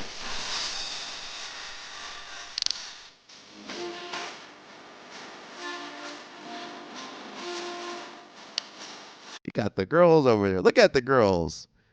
See, that's what Otto should have been like. That's what Otto should have been like, minus the gavals. A safe space. LL Snap, are you not boycotting my Asian people, are you? LL Snap boycott everybody. LL Snap boycotting everybody right now. LL Snap boycotting everybody. He don't care you Nigerian, Algerian, yeah. He don't care where you from. Costa Rica. He don't care where you from. Brazil. He don't care. He boycotting you. LL Snap not gonna give up HEB though. That's for sure. He ain't gonna give up that. He told me he won't give that up. The demon arc in this stream was wild, but now he is redirected to the recurring character and filler. Yeah, I can always, Josiah make for some good content. Now, to be fair, Danny Chopper, we suffered. I got more gray hairs because of Josiah. LL Snap said they can all get canceled. LL Snap can't wait to boycott some people. LL Snap can't wait to call ICE on people. I never heard somebody so happy to call ICE. Yeah. LL Snap, he'd be happy. You ever see somebody happy to call ICE on somebody? I never called ICE. LL Snap got their phone number in the memory. Shout out that man. That man wild. Mush was like, because we were trying to help. This is before Sarah. We were trying to help Josiah. And, LL Snap about to give him some money, maybe fly out to New York City and help him out and stuff, fly him to Houston, give him a place to stay, clean him up, shower him. And Mush is like, man, don't you dare help this man. He's a criminal. Josiah, you are a criminal, though, to be honest.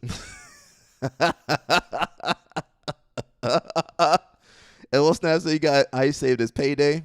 LL Snap, that man is a money magnet, bro. That man can get some money, bro. He a money magnet, bro, for sure. That man get money. Sarah, this is before your time. You weren't on here struggling with us. You probably wouldn't have stayed around if Josiah was on here. We were trying, and we had call-in. I had a couple call-in shows. LL Snap over here trying to help the man. We got Bush on the phone. I used to have people calling in. Now, I can't have too many people calling in. Somebody in the chat wanted to call in one day. I was like, nah, you can't call in. Somebody a random internet person wanted to call in. I was like, nah, that's not gonna work. Can't have no random people on here. Let's see. Jiu-jitsu vlog. Well, you can't stop that. That's in there too deep. ตื่นค่ะมัดผมให้เรียบร้อยค่ะยืดค่ะเพื่อนมาสายค่ะยิ้มครั้งสุดท้ายของวันค่ะวอร์มอัพค่ะแต่แค่วอร์มก็เหนื่อยแล้วอยากกลับแล้วค่ะฝึกล้มค่ะแล้วก็ต้องฝึกลุกด้วยทำถูกเปล่าไม่รู้ฝึกเทคดาวน์คนอื่นค่ะแล้วก็ให้ They're fun for you. They're not fun for me. Nah, I don't want to talk to strangers. I'll talk to you through the computer. That's it. I don't want no talk. I can't have strangers calling me. I can't have strangers calling me. That ain't gonna work. Danny Chop said he already scared away the women from before. Same with the few gooners. I was group. Yo, yeah, Danny Chopper was a part of the gooner. This is before Sarah. We used to have a gooner squad. I forgot about them. We had a whole goon squad. I forgot where they went. They disappeared. It's all good. They probably watching somebody else's live stream.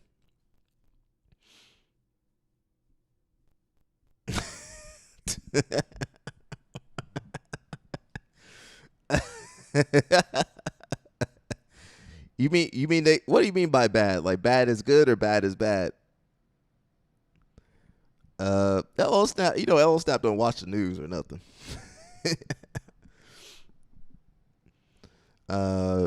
Yeah, we used to have a goon squad. We had a lot of goon squatters before Sarah got here. Sarah be jumping on much though for sure though. Who is this? This girl 24 years old and she got a head coaching position. Ain't that crazy? I would have wanted to be a part of in college. Just create an environment that feels welcoming and loving and supportive. Sarah boycotting. Able to help these girls reach their goals and their dreams and just be a good coach and create good humans. And I told you to wear your help hair them natural. accomplish every goal that they want Nobody to. So listen I'm to just me, though. super excited to be one of the first to do it and create exactly what I want. It's exciting. It's nerve-wracking. It's all the emotions, but We got Mr. Valentinka. Looks like he had a heart attack. He's the wrestling coach for Amit Allure, for Frankie Chamizo. He says, "I love my life. I love my family. I love wrestling. I love coaching and helping athletes chase their dreams. Life will test all of us, but I have no plans of slowing down. To those who support me, thank you. To the doubters and haters, don't worry. I'm not going anywhere. I'll keep moving forward, keep doing what I love, and keep helping build future champions and Olympians, because life is beautiful when you love what you do and the people you share it with." He says, "Thanks for your concern. Just routine maintenance for this old wrestling machine." I believe he did have a heart attack maybe 3 years ago. It says, Brazilian woman found alive after 130-foot bungee jump falls, dies from injuries. Is this the girl that was thrown off the thing on the video? I sent that to LL Snap. LL Snap ignorant. Is this the girl that was thrown off the thing? Oh, she was thrown. They basically sacrificed that girl. They threw her off the. How they do that? They threw her off the mountain with no bungee cord. Nobody thought to look back.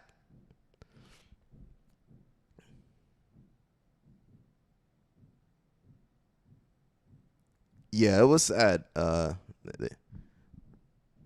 Sarah said she boycotting. You know what? Spend your money. It's your money. Spend it where you want to spend it. That's all I'm going to say. Spend it where you want to spend it. Now, if somebody's disrespectful to you, you don't have to spend your money there. That's all I'm going to say. What is this? Here's the UFC's exact rehydration protocol they give to fighters like Peyton Talbot. Before eating anything, they first start with 2 rehydration drinks that contain a mix of electrolytes and carbs for optimal rehydration, and they emphasize to drink these slowly over 40 minutes. During the 3rd rehydration drink, they introduce semi-solid foods like applesauce or rice pudding that are easily digestible and friendly to the gut, and again, drinking slowly over 45 minutes. During the 4th drink, solid simple carbs like fruit and honey stingers are introduced to continue preparing the gut for more complex carbs. And finally, following this, carb-dense starches like rice and pasta can be introduced to begin refilling glycogen stores. I use a very similar protocol with my one-on-one fighters, and if you need help cutting weight, comment cut to apply for coaching. These guys always got a course. James Harden arrested in Texas. Of course he arrested in Texas on unlawful weapons charge. I thought, don't they give you weapons when you cross the Texas border? That's what I remember happening when I went to Texas a couple times. When you go through the state border, they give you a gun. Like a drive-through. You go through the drive-through, they give you the gun. Oh, it's not crazy. It says USA Judo Tahiti Oceania Open 2026 team results. Gold medals for 78 kg and 90 kg, and silver medal for 52 and 60 kg. Okay, shout out to Team USA. USA. Okay. All right, shout out to those guys and girls. Who is that? I don't know who that is. But, if you're looking for good supplements, Usanic is probably the best one. Now, I'm not sponsored by them. I don't have no money from them. I believe Sarah McMahon is sponsored by them. So I believe all their products are USADA approved, as far as I know.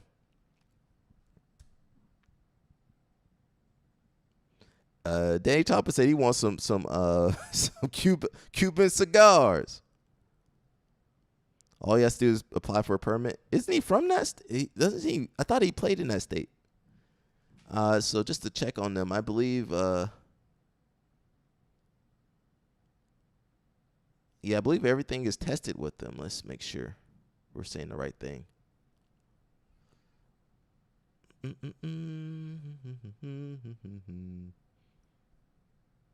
Or is this show where everything's tested? I'm trying to see. I believe all these are tested as far as I know. Let's see. Where the history at?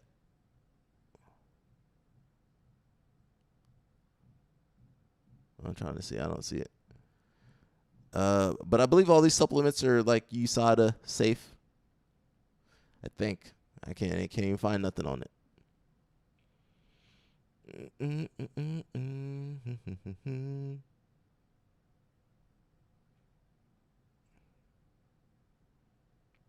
I can't find it.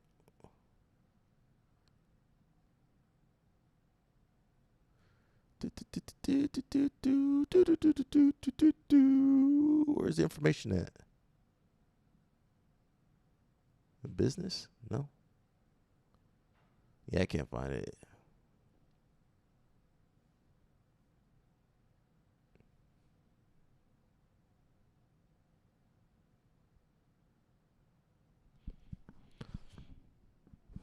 We have turned the cult into a hair store, peptide shop, massage parlor. Oh, Snap got the resources to make all that in one place. It says Diddy now expected to be released in February 2028. He gonna go back to the same shenanigans. He 56. He February 23rd, 2028. Yeah, he be back out. Now, shout out to, what was that girl's name? Something Joy. Daphne Joy. That girl is skilled. That's black belt level right there. She got black belt skills. Game recognizes game. She got skill. That Daphne Joy, don't look her up, Sarah. Don't look her up, Sarah.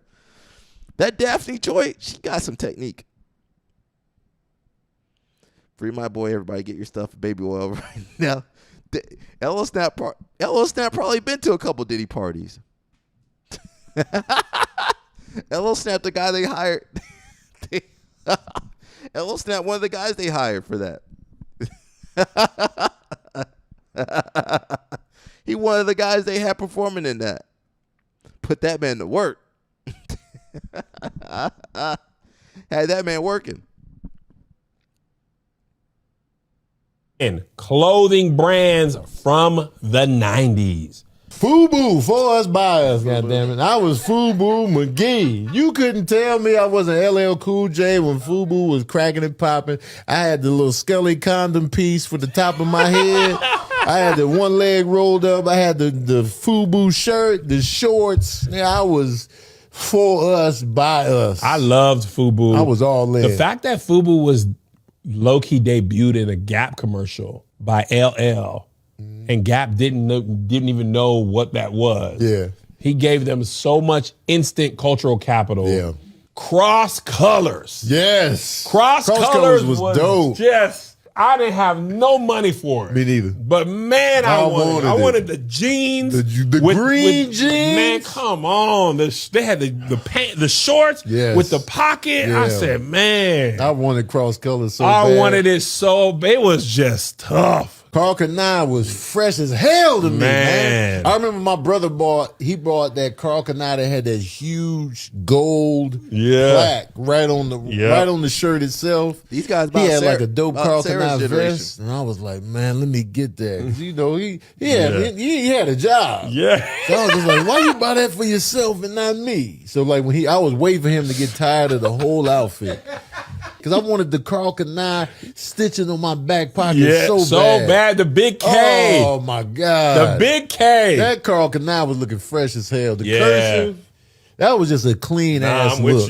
I'm with you. I wanted it. But yeah, Carl I'm Kanai. going Nautica. Man, at this time I had Little Bread. Yeah. In 10th grade, Nautica was fire. I had a Nautica jacket. My brother had one. My homeboy Nick had one. And my cousin had one. And we all went to 4 different schools. Yeah. So we would meet up at church on Sunday, bring our clothes from the week, pile, rotate. We all wore the same size. My brother went to a different school in El Paso because he was held back having sex. Oh. Pointed to the camera. So people in El Paso was like, "Yo, how many clothes do you have?" I was like, "Yeah, man, I'm not from here. You know, I'm from Virginia. I'm gonna go woo wear, man. Oh, of course you would. I was woo wear. Anything Wu Tang I could get my hands on, I was buying up everything. Man. That Wu Tang logo. I had an earring that was Wu Tang. I had a necklace. I had the socks. Tommy Hilfiger. Okay. I never had enough money for Tommy. Yeah. So when the rumor started that he didn't want black people wearing his clothes, I was like... That's when you got in on it, huh? Man, y'all shouldn't be wearing that anyway, y'all. Because rumor has it, he went on Oprah and said he don't even want black people wearing his clothes. Said it. Never said. He said it to me. Yeah. Because I couldn't have it no way.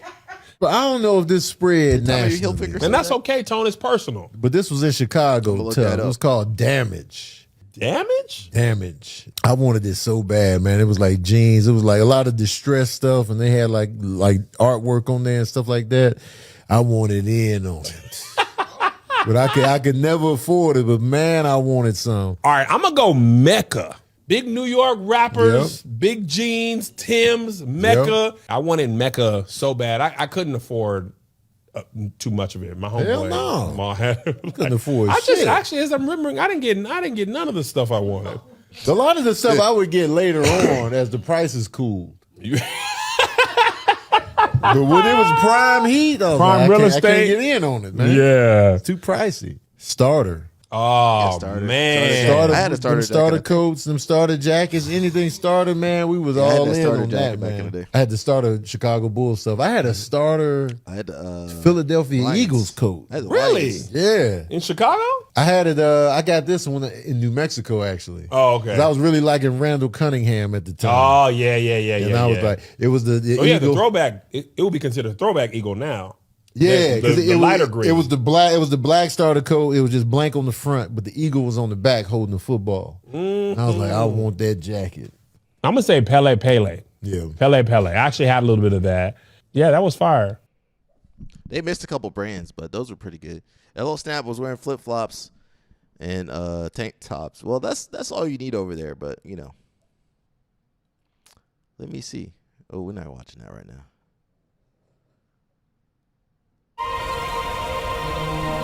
We're not watching that, but in a second maybe.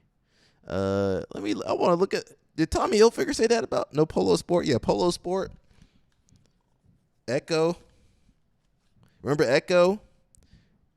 Inks. I never knew how to say that one. Sean John. Yep. Sarah. Sarah. Stay. Leave Diddy alone, Sarah. There were some other brands too. Let me see this.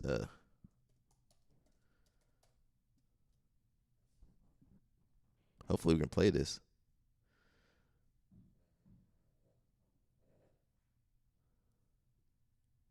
Okay, so this is astounding to me, and in just the last few months, we got another huge stack of letters about this very rumor from viewers across the country. So today, for the very first time in Oprah Show history, Tommy Hilfiger is here, and we're setting the record straight, once and for all.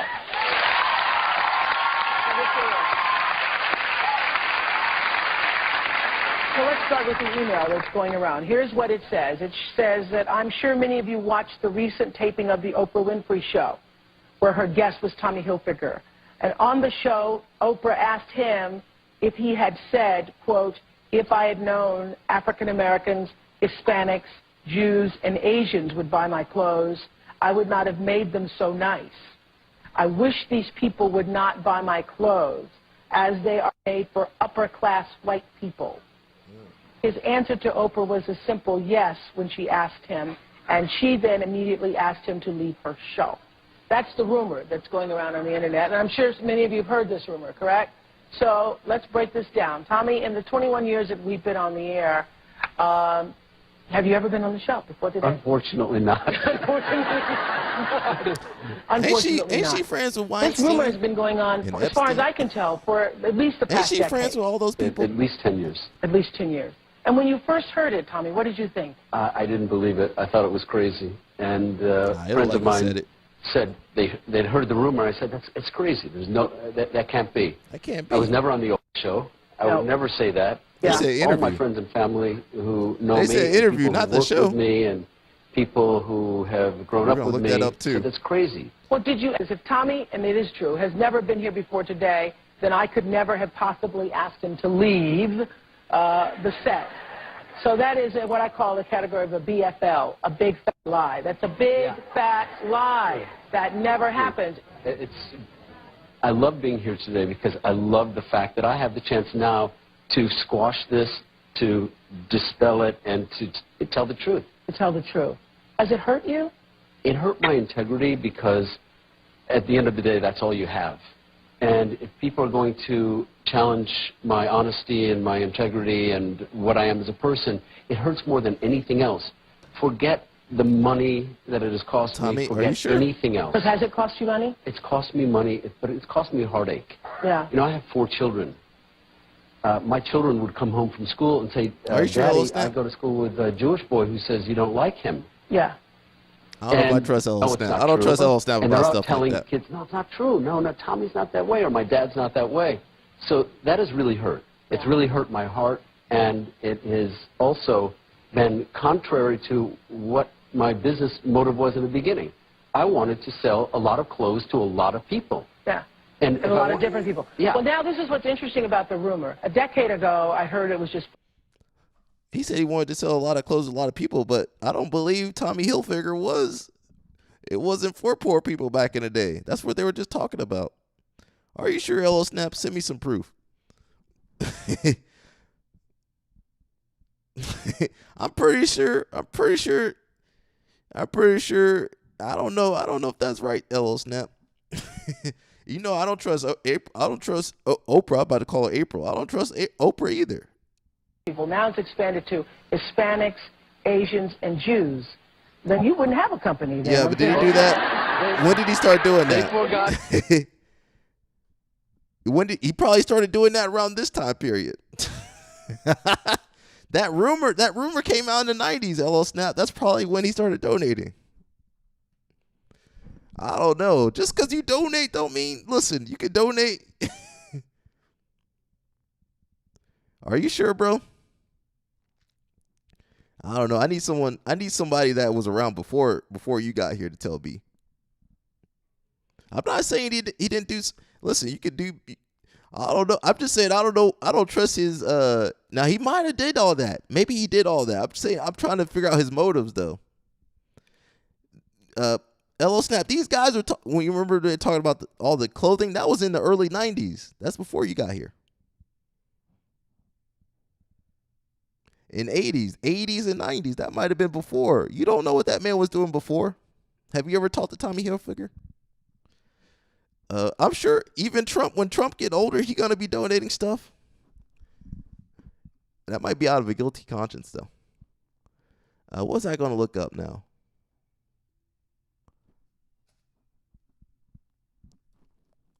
Let me look up Oprah and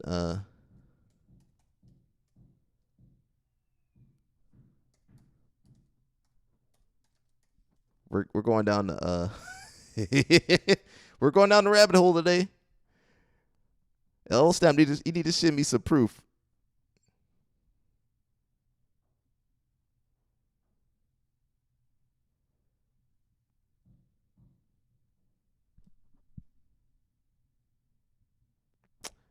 Snap, we're talking about the 90s. Snap. He could have been racist in the 90s, 80s, and 90s and changed up his tune by the time you got here. We talking about the 90s, 80s, and 90s, Snap.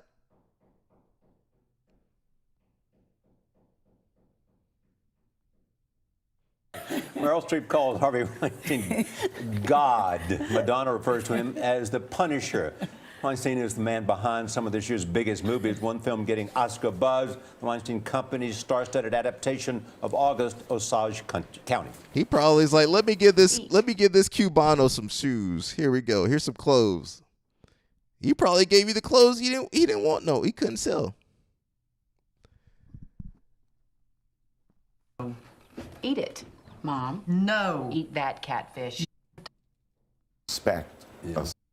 Expect from this year's Weinstein don't look nothing like that no more. You know, I would that always was 12 years ago. suspect a surprise. There's always going to be somebody who's going to be shocked. So what's the surprise so far in the other announcements that have been made so far? I know that Gal's, her great friend, but and it's my movie, Lee Daniels, the butler, but They were talking about the change of the ending between the play and the yeah, the ending is that Gail King? optimistic. This is a show. That's Oprah's that girl you right see there. this family. It's like watching the Borgias. You feel good watching Yes, I was this gonna show. say. You see Meryl Streep and you go, thank God she's not my mother. Yeah, you think I'm not so dysfunctional oh after my all. God, It's perfect around the holidays to release a movie like this. Oh yeah, and everybody's like Tom Hanks said, I saw made. Look, it could be an embarrassment of riches and we get nothing. I mean, whatever. So I don't know. I'll tell you one controversial thing. But how many do you have that might be getting Oscar nominations? We have August Osage That's County. one. We have I hear him 1,000 years. Yeah. But if it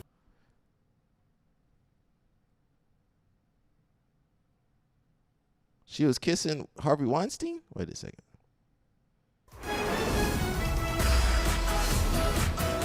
Seal candidly. Whoa, let me go to this one.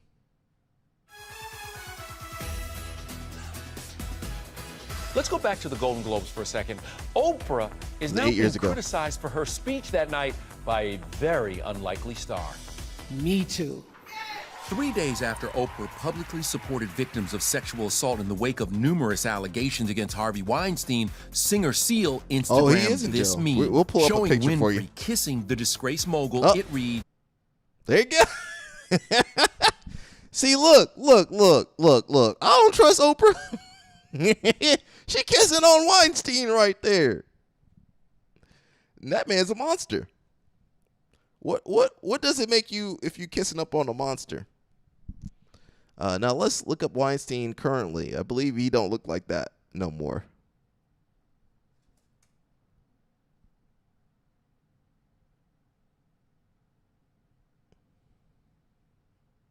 Here's 3 months ago. Harvey Weinstein has spoken out in his first major sit-down interview from his maximum security prison. Speaking to the Hollywood Maximum Reporter, security? the disgraced movie mogul had this to say. It's hard for me to just leave, to just be a rapist. I don't want that to be my legacy. All right, now he looks terrible. Prison will do that to you. That prison food.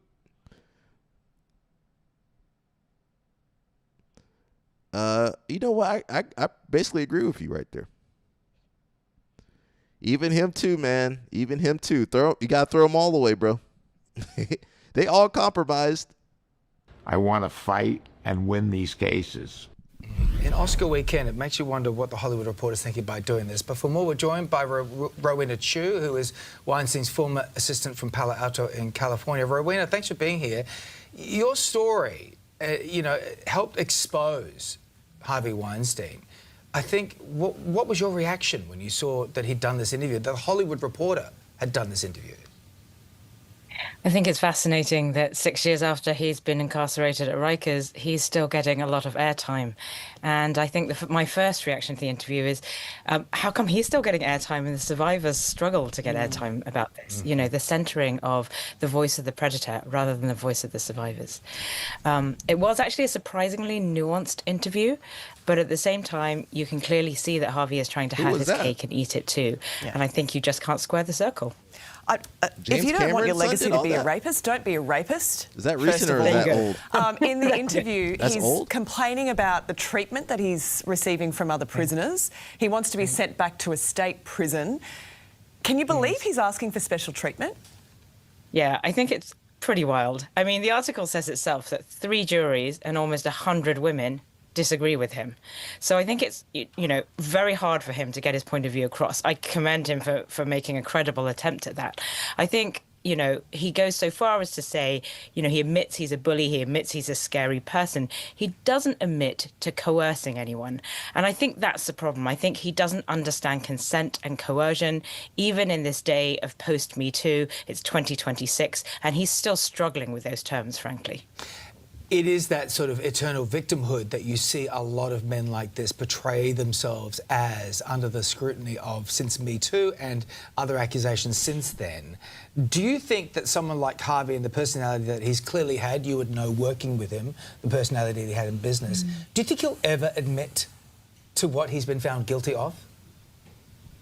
I think it's just too much of a cognitive dissonance for him. I think you raise a really good point. There's a certain personality type, and in order for him to succeed as he did in Hollywood, as it was in the 90s and 2000s, he had to have a very certain sense of his own persona and a certain sense that he was right.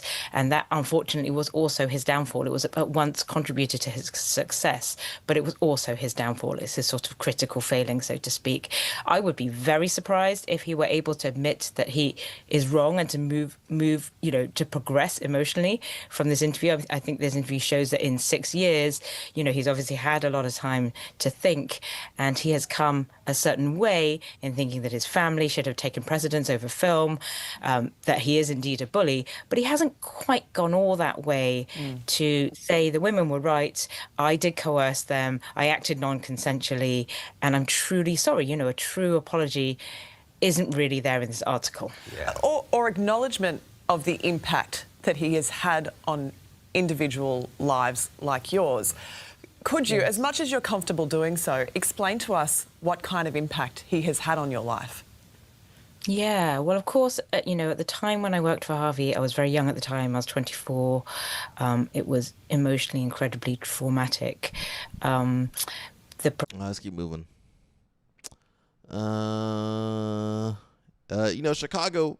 Chicago said no to the World Cup. Did you guys know that? I want you to have a great time. I think we're a great city for you, but I'm not paying you to come here. And that's the difference. And they wanted me to pay them to come here and leave the taxpayers on the hook for a lot of unknowns. And I said, I'm not doing that. They assumed that we were going to take all the risk and they were going to get all the reward. So I told them to take a hike. What else did they want you to pay for? They wanted security? That was it. Everything. They want us to forego the amusement fee. They were going to take all the advertising dollars, and I was not going to basically allow taxpayers of the city of Chicago to be dumb money. I hope the games are a success, but I think the principle, always in sports, we'll bring sports team here, we're not subsidizing you, and taxpayers will not be the dumb money at the table. I want you to have a great time. I think we're a great city for you, but I'm not.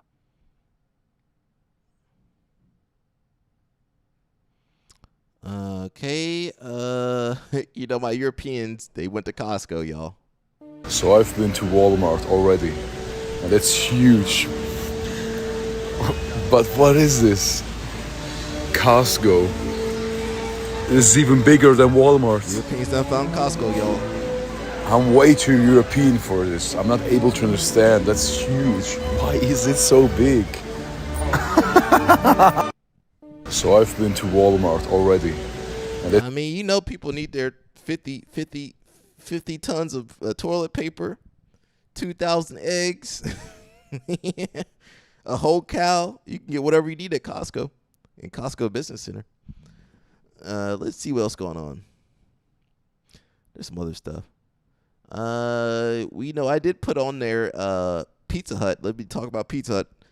Some of you guys got some nostalgia for Pizza Hut. It says Yum Brands sells Pizza Hut to private equity. Yum Brands is already private equity.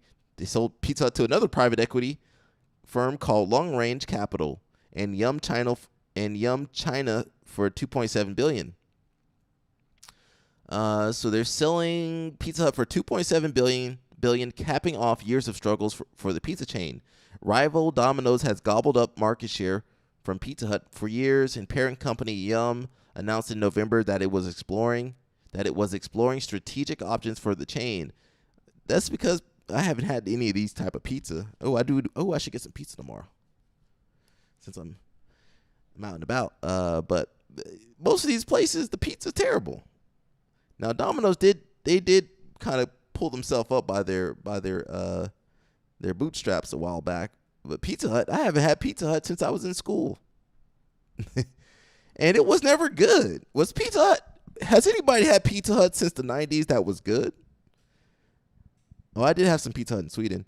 But if you eat, who's going to Pizza Hut nowadays? Are you going to Pizza Hut? I know Sarah don't eat Pizza Hut. But who's going to Pizza Hut? And heck, I remember when Papa John's used to be good. Most of these places are terrible though. Sarah, are you even able to eat pizza? I haven't had Pizza Hut in a long time. I don't have no taste for no Pizza Hut. If I'm gonna eat some pizza, especially if you live up north, New York, New Jersey. Why would you go to a chain restaurant for pizza when you got 20 other really good pizza parlors? When you in New Jersey, New York, you don't need no Pizza Hut, no Domino's. You're gonna go to the spot across the street with the good pepperoni and the good cheese and the crust be delicious. You ever had Pizza Hut and it's never delicious. It's just, that is the definition of food. Like, it don't even taste good. It don't taste good or bad. It's just food. Sarah make her pizza at home. Okay, Sarah granola girl with the natural deodorant. LL Snap don't understand natural deodorant. LL Snap, what kind of deodorant you be putting on? He look like Old Spice kind of guy. Let's see. Let's see. Yum Brands on Tuesday announced it is selling Pizza Hut to private equity firm Long Range Capital for roughly $1.5 billion. The deal excludes the pizza chain's locations in mainland China. Yum China, okay. Yum China will acquire those in a separate transaction for $1.2 billion. So they're splitting it up. The deals cap off years of struggles for Pizza Hut, which has weighed on Yum's overall financial performance. In the U.S., the pizza chain has transitioned from sit-down format. This is from the 90s. We used to go there and have birthday parties, really. So they went from sit-down format and salad bars of yore to focus on delivery and carry-out. Far behind the curve, rival Domino's Pizza has gobbled up market share from Pizza Hut for years. Third-party delivery apps like DoorDash have further stolen sales from the chain. So Pizza Hut used to be better than Domino's. Who remembers when Pizza Hut was better than Domino's? And then Domino's they reformulated and they put more into their marketing budget. Pizza Hut never put no money in their marketing. They didn't put no money into anything. Yeah, Domino's used to be pretty bad. Hey, Domino's, let me get pizza. Yeah, there used to be a time where Pizza Hut was good. When they had the sit-down place, people used to drop. We should be happy to go to Pizza Hut, y'all. Oh, we're going to Pizza Hut? Yay! The kids yay! The kids. But listen, for kids, we wanted to go to Pizza Hut because they had maybe an arcade game, and you could sit down and you get your glass. It was the red cup with it looked like kind of mosaic pattern on there. You would have a good time at Pizza Hut. And Papa John's, that was the go-to at school. Papa John's, and before we found out he was racist. That's a current theme. That's a constant theme in my live stream. But Papa John's used to be the go-to. And they had that bell pepper in there. You finish off that bell pepper. That bell pepper used to be good. Yeah, Papa John's used to be good back in the 90s and into the 2000s too.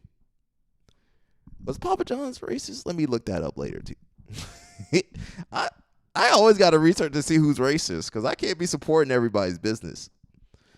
So it says rivals Domino's Pizza gobbled up the market share. Then DoorDash kind of finished them off.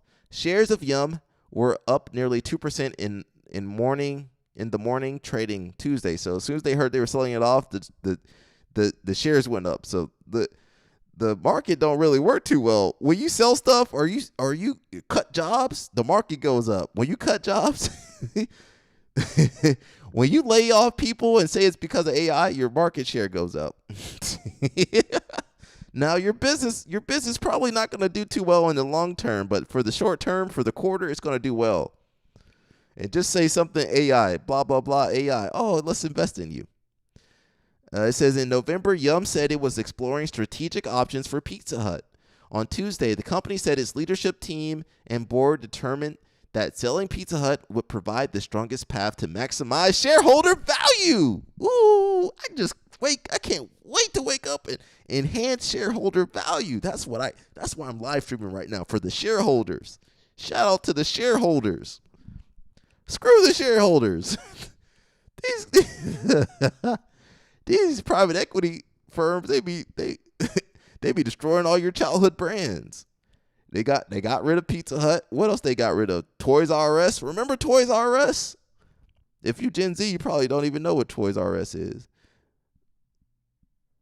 Sarah said every man Jack and Schmitz. Okay, they natural deodorant. Okay.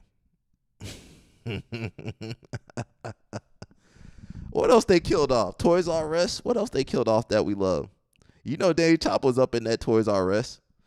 What else they killed off? Kmart. They done killed off Kmart. Remember Kmart? Kmart used to be the spot back in the day. Before Walmart, y'all, we used to be up at Kmart. What else they killed off? They done killed off some stuff. Movie theaters. They done killed off. Well, I kind of blame COVID for that. They killed off your movie theater.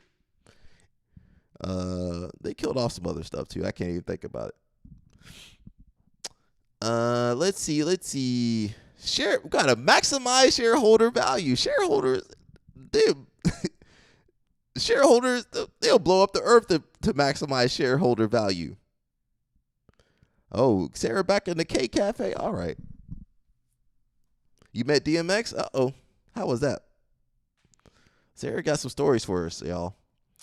Let's see.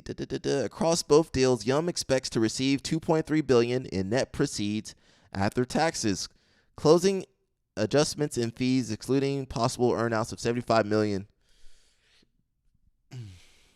You know, they got to pay their shareholders and CEOs. Now, you know who's not going to make any money? The regular workers out there. They're not going to get none of that. The company's management will provide more details about the financial impact of the transactions during Yum's second quarter conference call on July 30th. Yum expects the sales to close in the third quarter, subject to regulatory approval.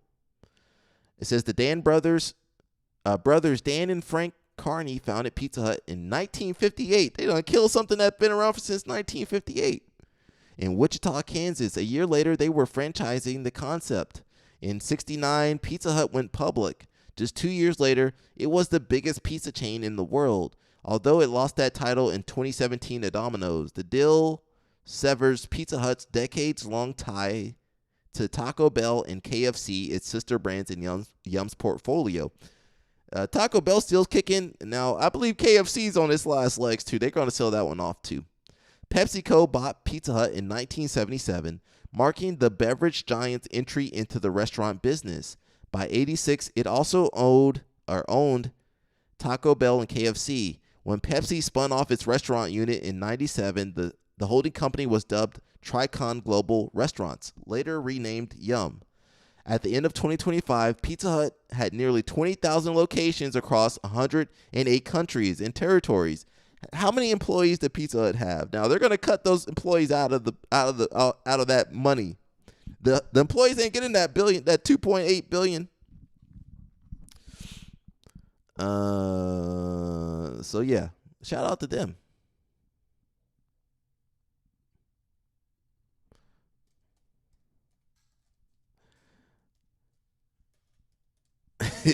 Today we're looking at racist today. This is a racist episode. Now to that breaking news overnight, Papa John's founder resigning as chairman of the board for the pizza chain after apologizing for using a racial slur on a conference call. Lindsay Davis is here with that story for us. Good morning, Lindsay. Good morning to you, Robin. John Schnatter allegedly used the call, ironically, on a conference call about how to avoid public relations crises. The pizza executive reportedly complained that Colonel Sanders called blacks the N-word without facing public backlash. He also reportedly said that growing up in Indiana, people used to drag African Americans from trucks until they died. Schnatter confirmed the incident to Forbes, acknowledging that he did use inappropriate and hurtful language, adding, he would have fit in at regardless of the context, UFC I apologize. He would have Simply fit stated, right in. racism has no place in our society. But after backlash online, Schnatter was forced to give up his board seat at the University of Louisville. And on Wednesday, the company he started announced that they accepted his resignation as chairman of the board. All right, Lindsay, thank you. Hi, everyone. George Stephanopoulos here. God, dog, that was, he said in Indiana they drag black people behind. God, dog. Now, he made some good pizza, but that was pretty crazy. We got a racist episode today, y'all. I'm sorry. I didn't make these people racist. I don't know why they're racist. He said the colonel could say the N-word. Well, the colonel was back in the day. The colonel from back in the day. He said that when did this come out? About 10 years ago? 7 years ago. He can't be saying that in 2020 something. Allegedly, Papa John low-key put hitmen out on people that kicked him out of the company. Oh. He was saying some crazy stuff. Now, that's what happened when you give crazy people money. They can do some stuff to you. He was sweating. Papa John was in the oven right there, the pizza oven. It makes me sad when I see and learn that people are racist. Like, oh, because we'd be like, oh, that guy's cool, Papa John's. I love Papa John. Oh, he thinks that way, and you be supporting their business. And Tommy Hilfiger, we be supporting their business, and they don't even like you like that. So it's a wake-up call for me, like, oh, he said that. Oh, okay. Same thing with Hulk Hogan and all these other guys. They be saying some stuff. You think you cool. This happens in jiu-jitsu academies, too. You think you cool with some people, turn your back. They be talking some stuff about you. And they be as nice as possible around you, but then as soon as you leave, they're going to be saying some stuff that you probably don't want to hear. Unfortunately, that is life. We also got Roku. Did you guys see the thumbnail? I had Pizza Hut and Roku on the thumbnail. What do they have to do with jiu-jitsu? I don't know. But hey, we educate you over here. Who said Alec News had to just do jiu-jitsu? It says Fox to buy streaming pioneer Roku in $22 billion deal. Roku worth $22 billion. That's more than Papa John. That's more than Pizza Hut right there. That's over 10 times what Pizza Hut was getting. Pizza Hut only getting 2.7. How much was Pizza Hut getting? Oh, that ain't the thing. I don't even see it no more. Pizza Hut only getting 2.7.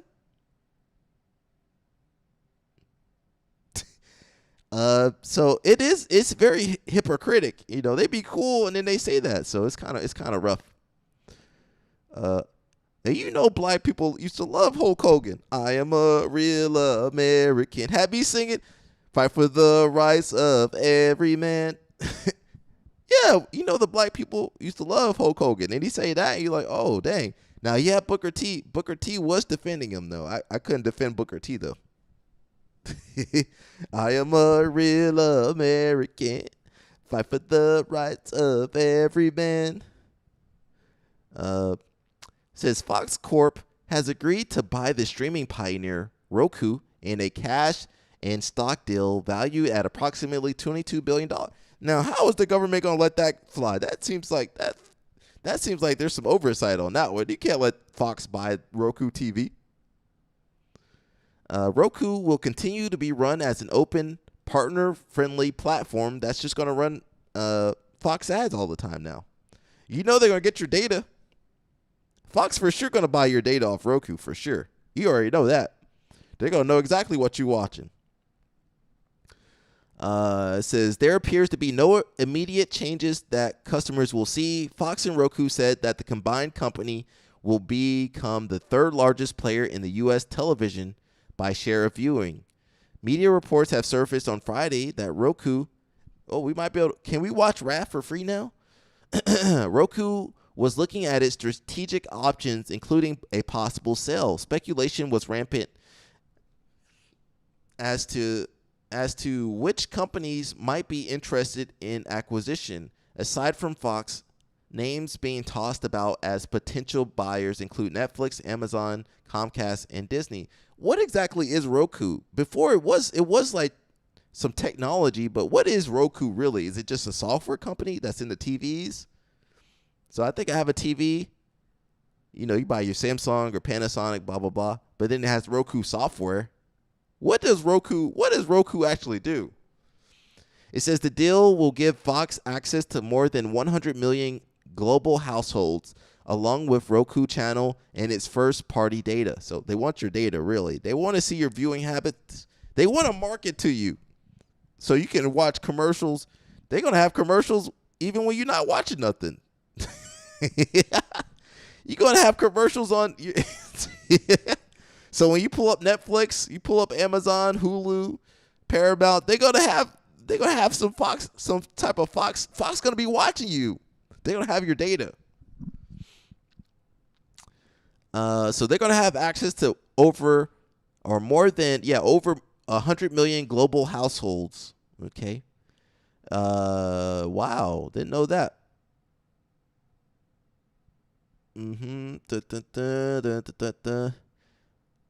It says the Roku founder initially worked with Netflix in the early 2000s as the company attempted to make the seismic shift from renting DVDs to streaming. Roku was spun off by Netflix. However, the company released its first set-top box in 2008. The CEO, who is Roku's chairman and CEO, basically what I just said, the CEO said his motivation in pursuing the technology was his desire to record and play his favorite show, Star Trek. Fox Corp CEO Lachlan Murdoch said in a statement that combining the business will bring together Fox's live news and sports content with a streaming platform with large viewership.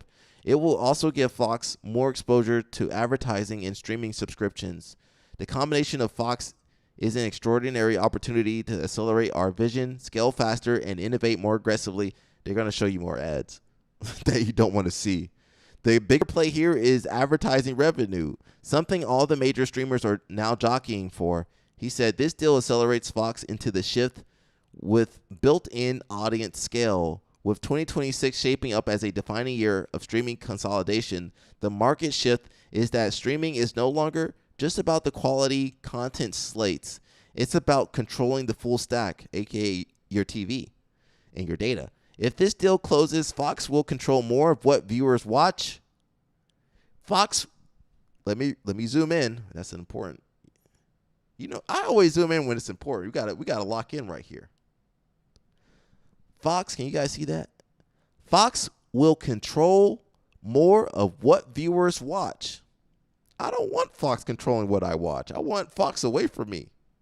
How they discover it, they're going to control the discovery and how it gets monetized. This sounds very similar to YouTube because, you know, YouTube has an algorithm. YouTube show you what YouTube wants to show you. An example of this is you could follow somebody, Meta too. You could follow somebody and you never see their post or the videos or nothing. But YouTube they'll put a Mr. Beast video right in front of you or somebody else. So now they can control it. They can control what you watch, how you find it, and how it gets monetized. The CEO will also have an ongoing role at the company and will join the Fox board of directors after their transaction closes. Murdoch said during a conference call that the combined company will be better positioned for the next decade of video than either company would have been alone. We are confident this is the right transaction at the right moment for all the right reasons. Fox will pay $96 in cash and 0.9693 shares of its Class A common stock for each Roku Class A and Class B share outstanding. The transaction is valued at $160 per Roku share. Existing Fox shareholders are expected to own approximately 73% of the combined company, and Roku shareholders will own about 27% once the deal closes. The deal is expected to close in the first half of next year. It still needs approval from Fox and Roku shareholders and also regulatory approval. Fox shares tumbled 15% on Monday, and Roku's declined 2%. I'm wondering why that happened.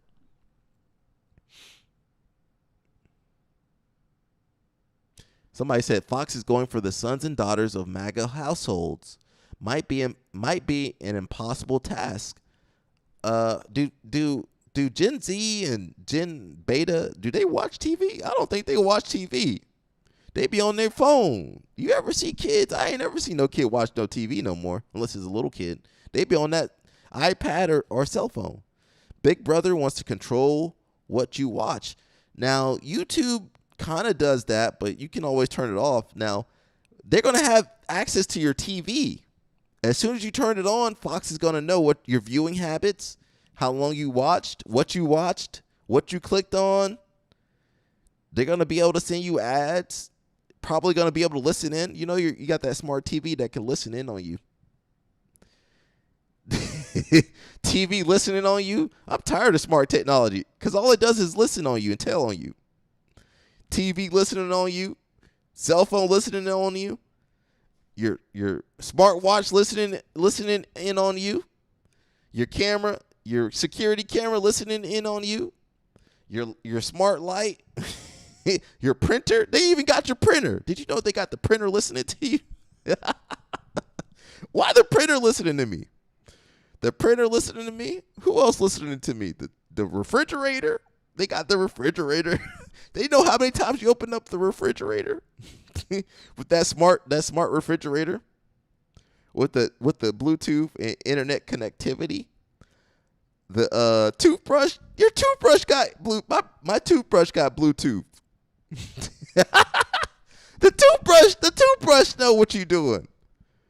The vacuum cleaner, the robot vacuum cleaner know what you're doing, knows the layout of your house, knows your patterns when you at home, when you leave the house. The laundry machine, the washer, even the washing machine know what you're doing.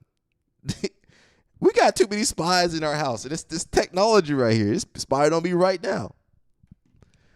And now, don't you dare get that smart toilet. Get that smart toilet, and they're gonna know.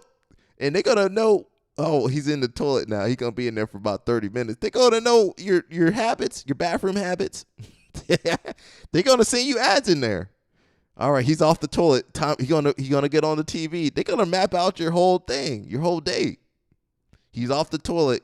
He turning on the TV. Send him a toilet paper ad. They gonna have the toilet paper ad on you, the Charmin. They gonna, you know what? I do need some more toilet paper. They got the camera. What camera? Yeah, the camera right here. You guys are watching me. I done smudged the camera up.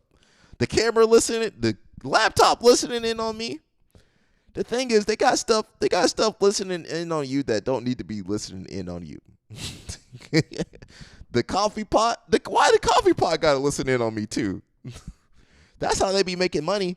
And you know what? When you go outside, they got those flock cameras. I've been noticing those flock cameras now. They be scanning your license plate all over the place. You don't even know about that. They scanned your license plate. The flock cameras, they be on that black pole. I see them in neighborhoods and parks. I've seen them things everywhere. So that's crazy. Now, all you need is the power to go out. If the air conditioner, I don't know about that. The air conditioner too. If it's got internet on it, it can track you. Now, if the power go out, that's it for you. If the power ever go out, everything turn off. That's all it takes is the power to go out. Now, some of that stuff, the flock cameras, they got that solar power.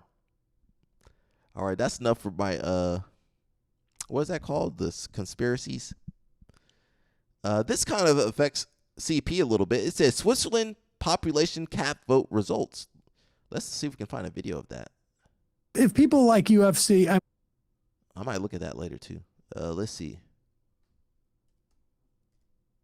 Swiss. They trying to get rid of all the immigrants in Europe.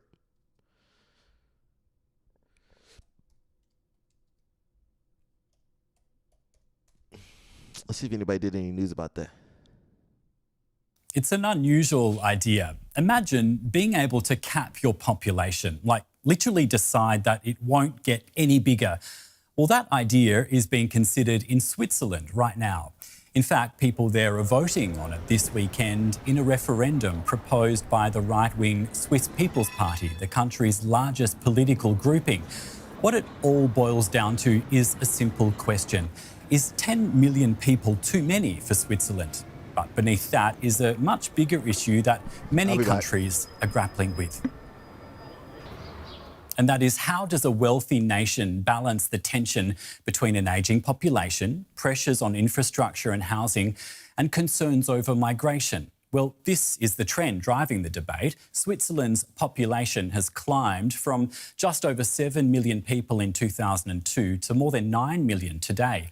Official projections suggest that the 10 million mark could be reached in the early 2040s, although some supporters of the initiative believe it could happen sooner than that.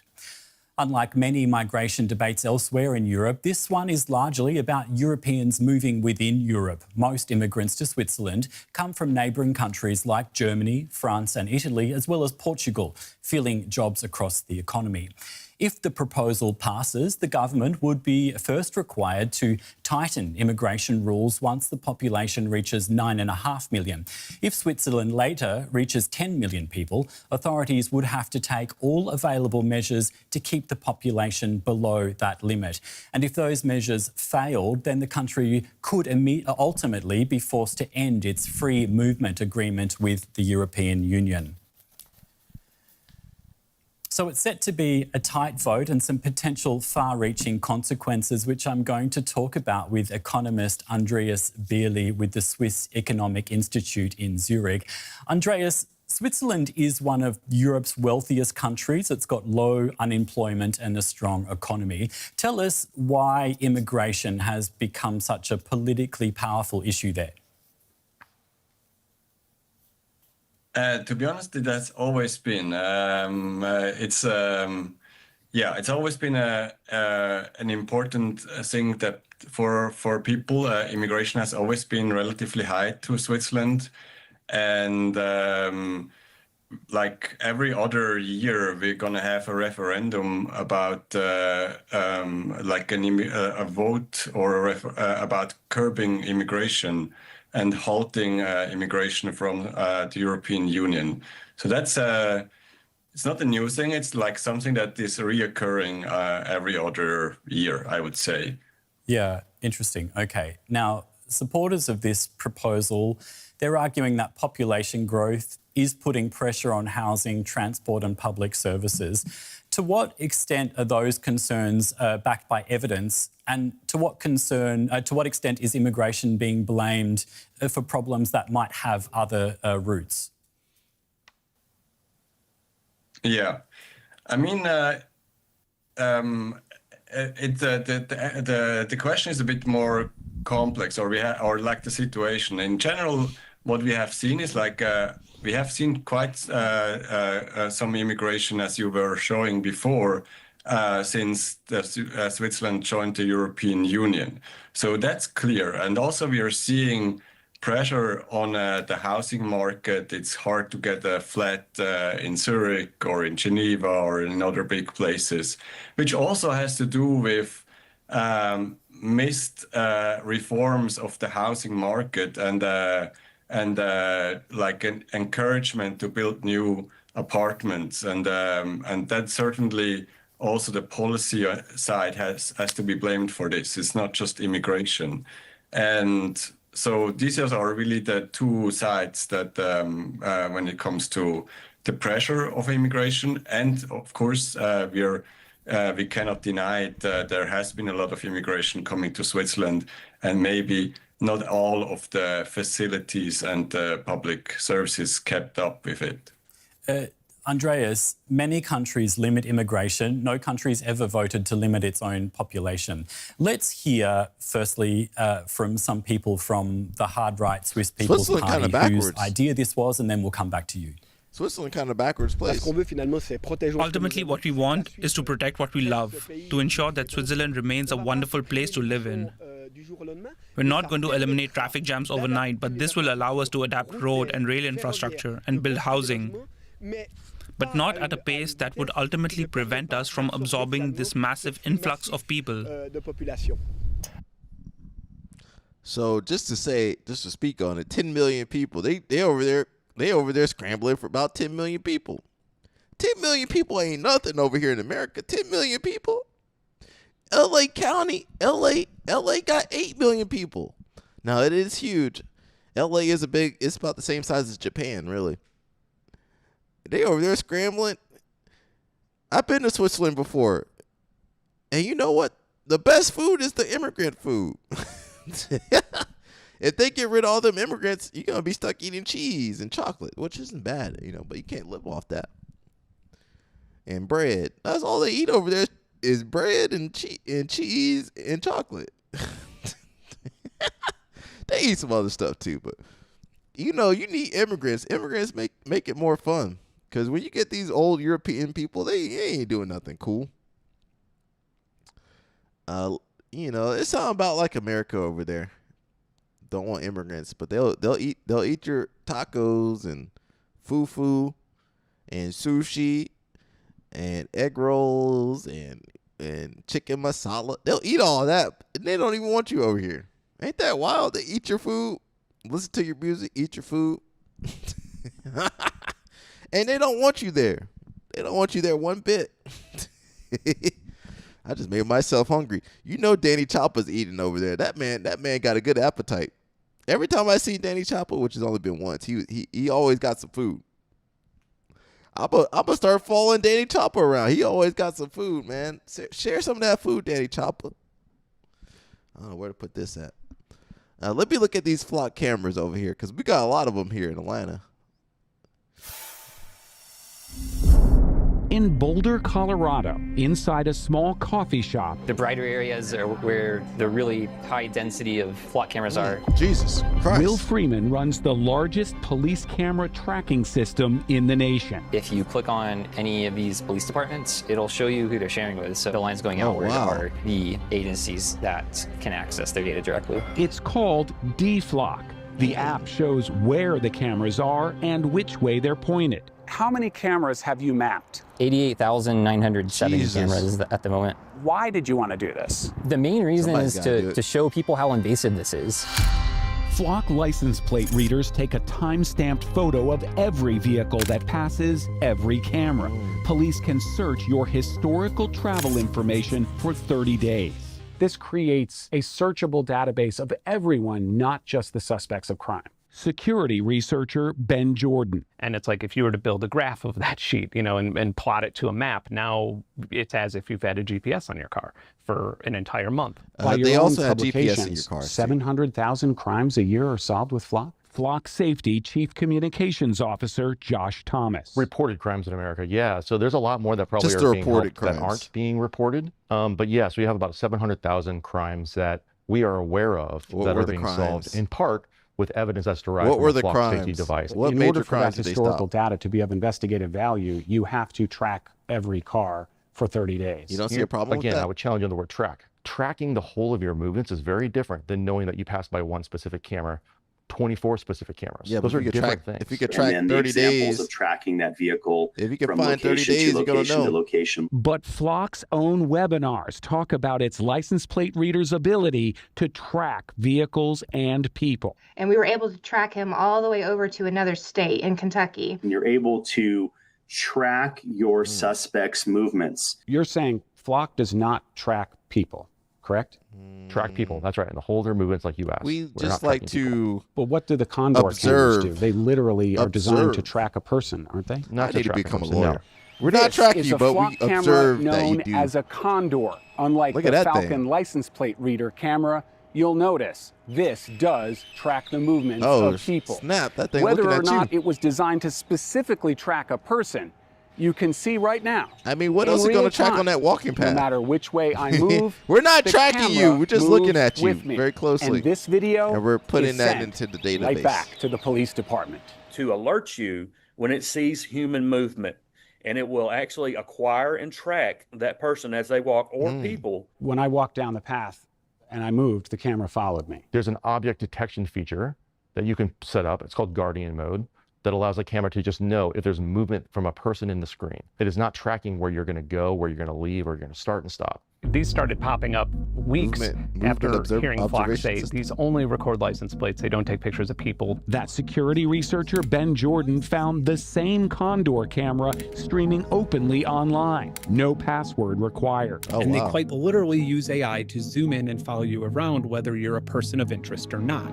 At one point, I think we had found over 70 cameras. I watched a man leave his house in the morning in New York. I watched a woman jogging alone on a forest trail That in can't Georgia. possibly be And I was able used to for read nefarious the CEO's reasons. statement about having never been hacked in front of a camera and then access that footage later. If a person were able to gain physical access to the device leased to the city, which is illegal, they still would not be able to gain access to the footage, as the data is only stored for a very limited time duration on the device following its transmission to the cloud. This wasn't the dark web. This was openly streaming to anyone who could go on a specific search engine and scan open ports. Was that an accident?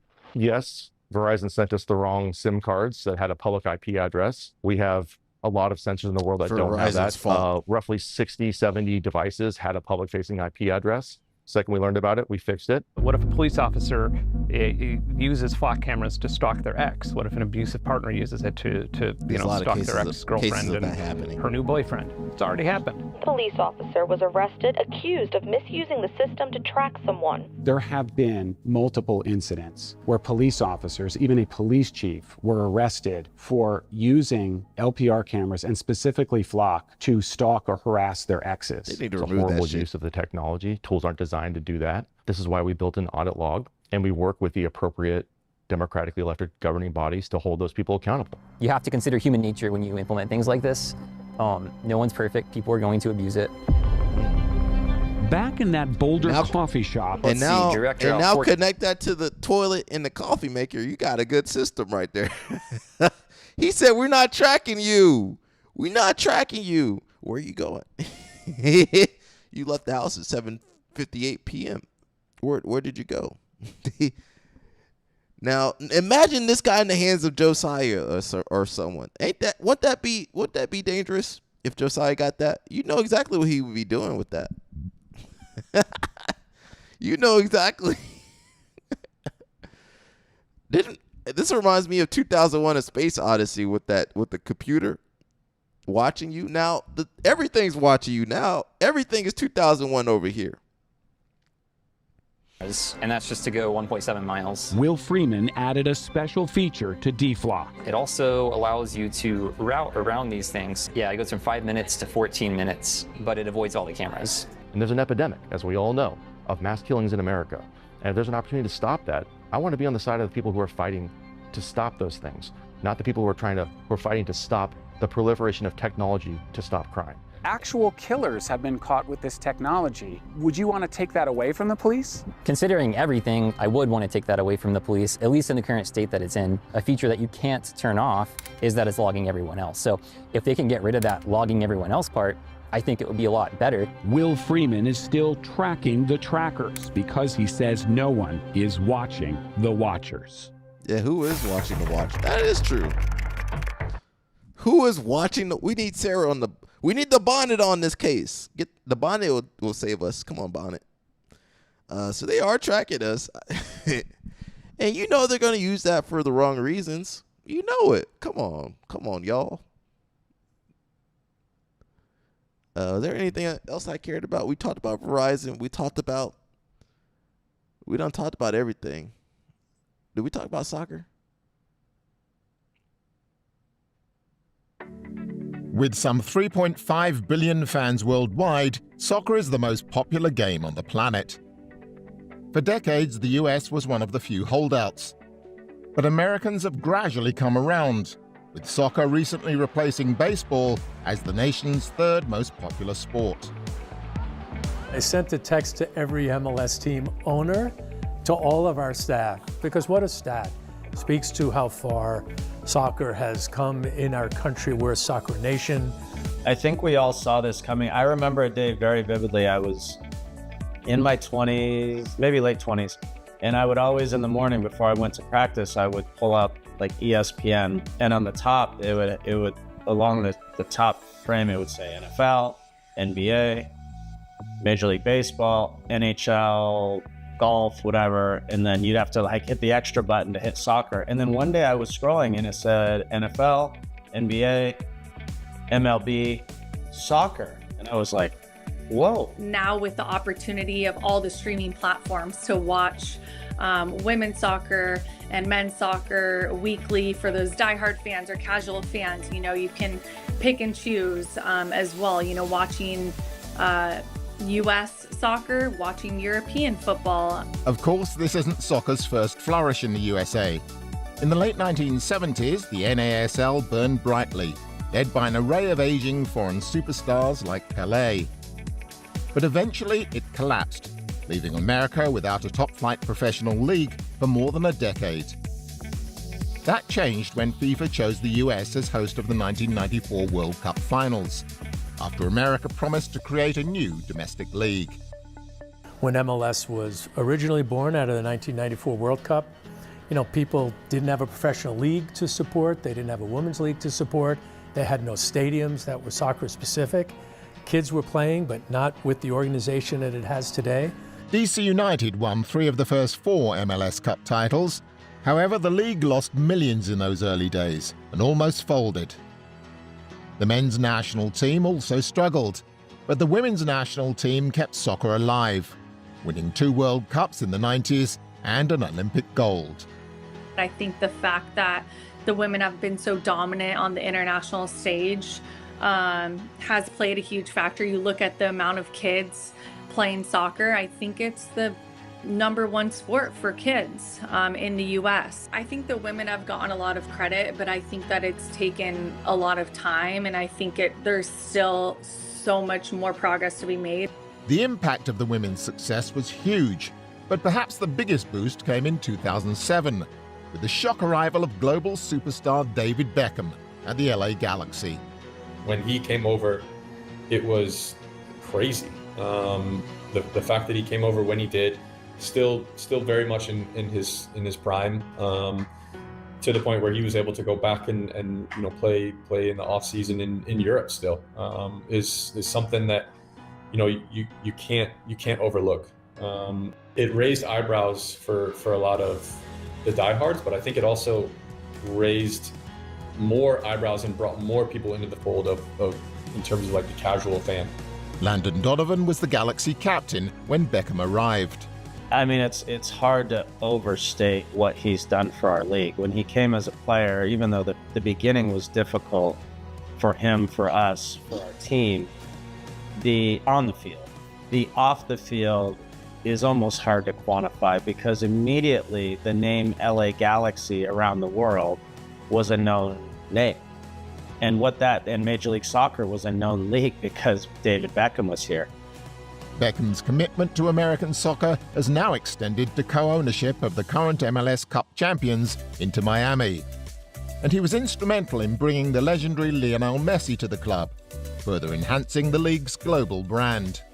David was the perfect owner to bring a guy like Lionel Messi, because he understood what it was like and what it would take to get someone like Messi and what that would look like. Now I saw the other day, top 10 jersey sales for teams around the world, and Inter Miami is in the top 10 because Lionel Messi's here, of course. That means tens, if not hundreds of millions of people around the world know who Inter Miami are, and they also know where they play in Major League Soccer. David brought us through the growth years.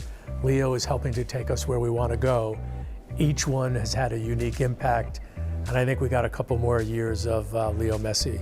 With the 250th anniversary of the United States approaching, soccer has moved from the margins to the mainstream. Its American dream is coming true, and it looks to the future with growing ambition.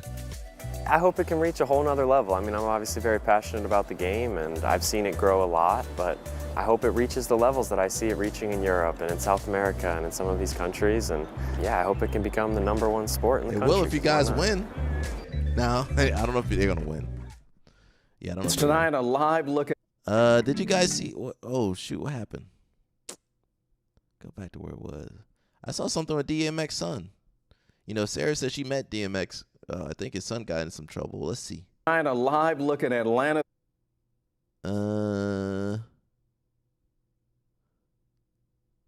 Where'd that go? Let me look it up real fast. Sarah mentioned DMX's son, and look what happened.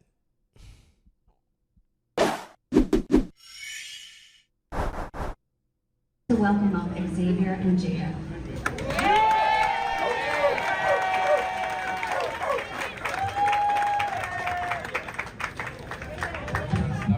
Now, there is absolutely no way that you will close this ceremony, we will not hear from his original entire family. So, Mommy, please stand next to my side.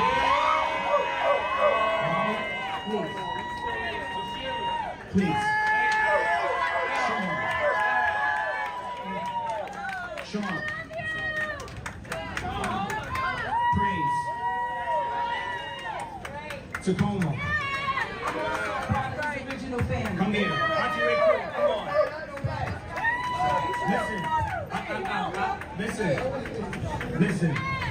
Listen.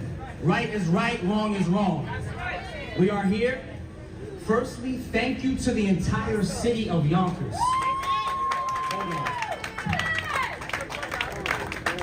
Thank you to Mayor Spano. Thank you to Tasha Diaz. And thank you to Shireen.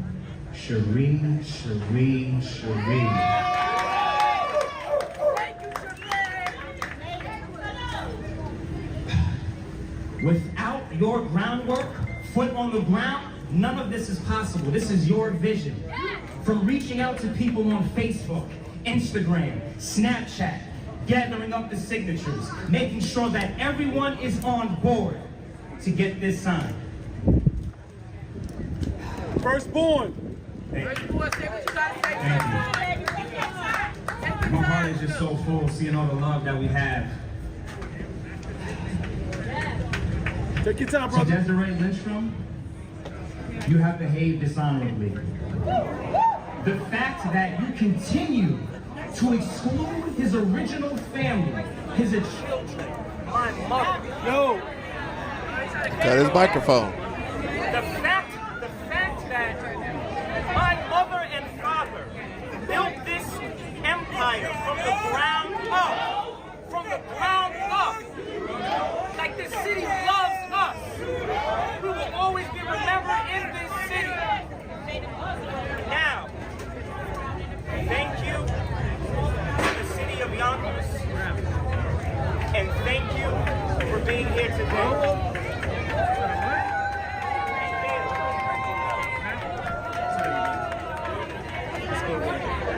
Why they said son goes ballistic? Why they put that on there? That's some racially coded language right there. Son, for DMX's firstborn son goes ballistic. That ain't nobody going ballistic. I do that every day on the live stream. LL Snap that ain't going ballistic. Was that going ballistic, LL Snap, or whoever's watching? Was that ballistic? He was a little spirited, but that wasn't really bad. That wasn't too bad at all. They wouldn't put that. Now, if it was somebody else, they wouldn't put ballistic. Did he go ballistic? Can anybody say he went ballistic? He didn't go ballistic. Some of these speakers, you ever seen some of these speakers? They be jumping and shaking. That wasn't ballistic. God dang. Why they put he goes ballistic? I don't know what's going on with the whole family drama. You know, some of these families, especially, with money on the line and legacies. Why they all say that? They said he went ballistic. Dang, is that ballistic right there? Oh, I go ballistic every day on the live stream then. Ladies and gentlemen, DMX has just gotten a street named after him in Yonkers, man. So congratulations to him on the other side, and then his son, his oldest son, Xavier. Y'all, DMX used to rap about Xavier, he got up and he said some things, and he did some stuff that I probably would have did. He got up and told it real. I don't know what's been going on.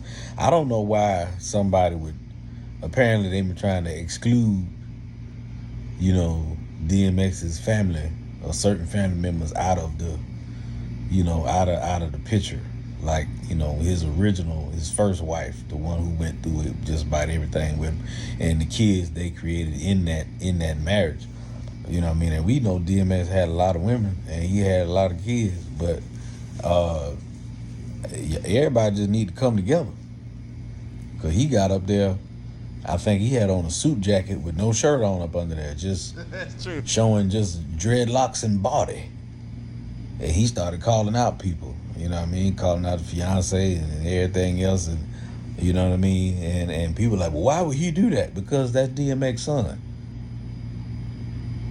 Y'all forgot? Y'all forgot who his dad is? Why his that's eyes DMX so big? whole son over there. He got some big old eyes.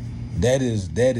He showed up with no shirt on. DMX, half the time we seen DMX. I ain't never seen someone with eyeballs that big. First album cover, he ain't got no shirt on. His eyeballs sticking out. Rumor His had it eyelids. he was butt naked, but we know he ain't no shirt on. In His the album eyelids. cover. His eyeballs sticking out past He his showed eyeball. up His just like eyelids. his damn daddy, shirtless, and telling the real. His pupa. Is that what that's called? Look how big his pupa Some is. stuff just in your blood. You can't play with everybody. Pupa. What is Y'all that need called? to come together and stop all that now. Everybody need to come together. DMX and had sex with all them women, and them all his kids. Ain't nobody over nobody. He got high blood pressure. You think that? Let me look. Is that high blood pressure right there, bro? His eyeballs. Ladies and gentlemen, that might just be the way he looked. Is that high blood pressure? Is that a sign of high blood pressure? His eyeballs. I got some big eyes too, but his eyeballs are like that big. You think that's high blood pressure? Maybe. Does high blood pressure make your eyes stick out? That ain't true. LL Snap be saying some stuff. I don't know if it's true or not. I got to question everything LL Snap be saying. He might, because LL Snap be making up some stuff, and I think it's true. What else I care about, man? Let me see what Kynan up to. Dang, bro, old money. Let me guess what he's got on. Tatami. You know, Kynan got that. He got that Porsche. Tommy brand shorts. That electric Porsche. G-string. Yeah. So today we are about to go to Long Beach, watch the finals, the black belt finals in the World Championship. I won 2 times as a black belt. Being wild that I don't compete there, so I just want to go there, support my friend Jay. Now Kynan, tell him you won twice, but Kynan, you failed the test on one of them, man. So you won once. Remember, if you fail USADA, you didn't win twice. You won one time, I think, at least once. When you fail USADA, I knew he was gonna fail USADA that one year because he looked like an action figure that one year. One year he came in looking like an action figure. I was like, bro, they got you, bro. You look too bombed out, bro. One year, I forget, it must have been 2019 or something. I saw him one year. I was like, bro, they got you, bro. Come on, bro. USADA for sure gonna catch you, bro. He was, the way he was looking. Pato, he gonna do the light featherweight. Bautista didn't make it. He got the kill. Oh, disqualified, bro. So bullshit, you know. They need to change the rules because as a black belt, you're gonna get disqualified for finishes, you know. It's another disease. What is different? The rule set in the gi is different than no gi. There's a lot of things that you cannot do specifically in leg attacks. So if you do some sort of leg attacks, you'll get disqualified.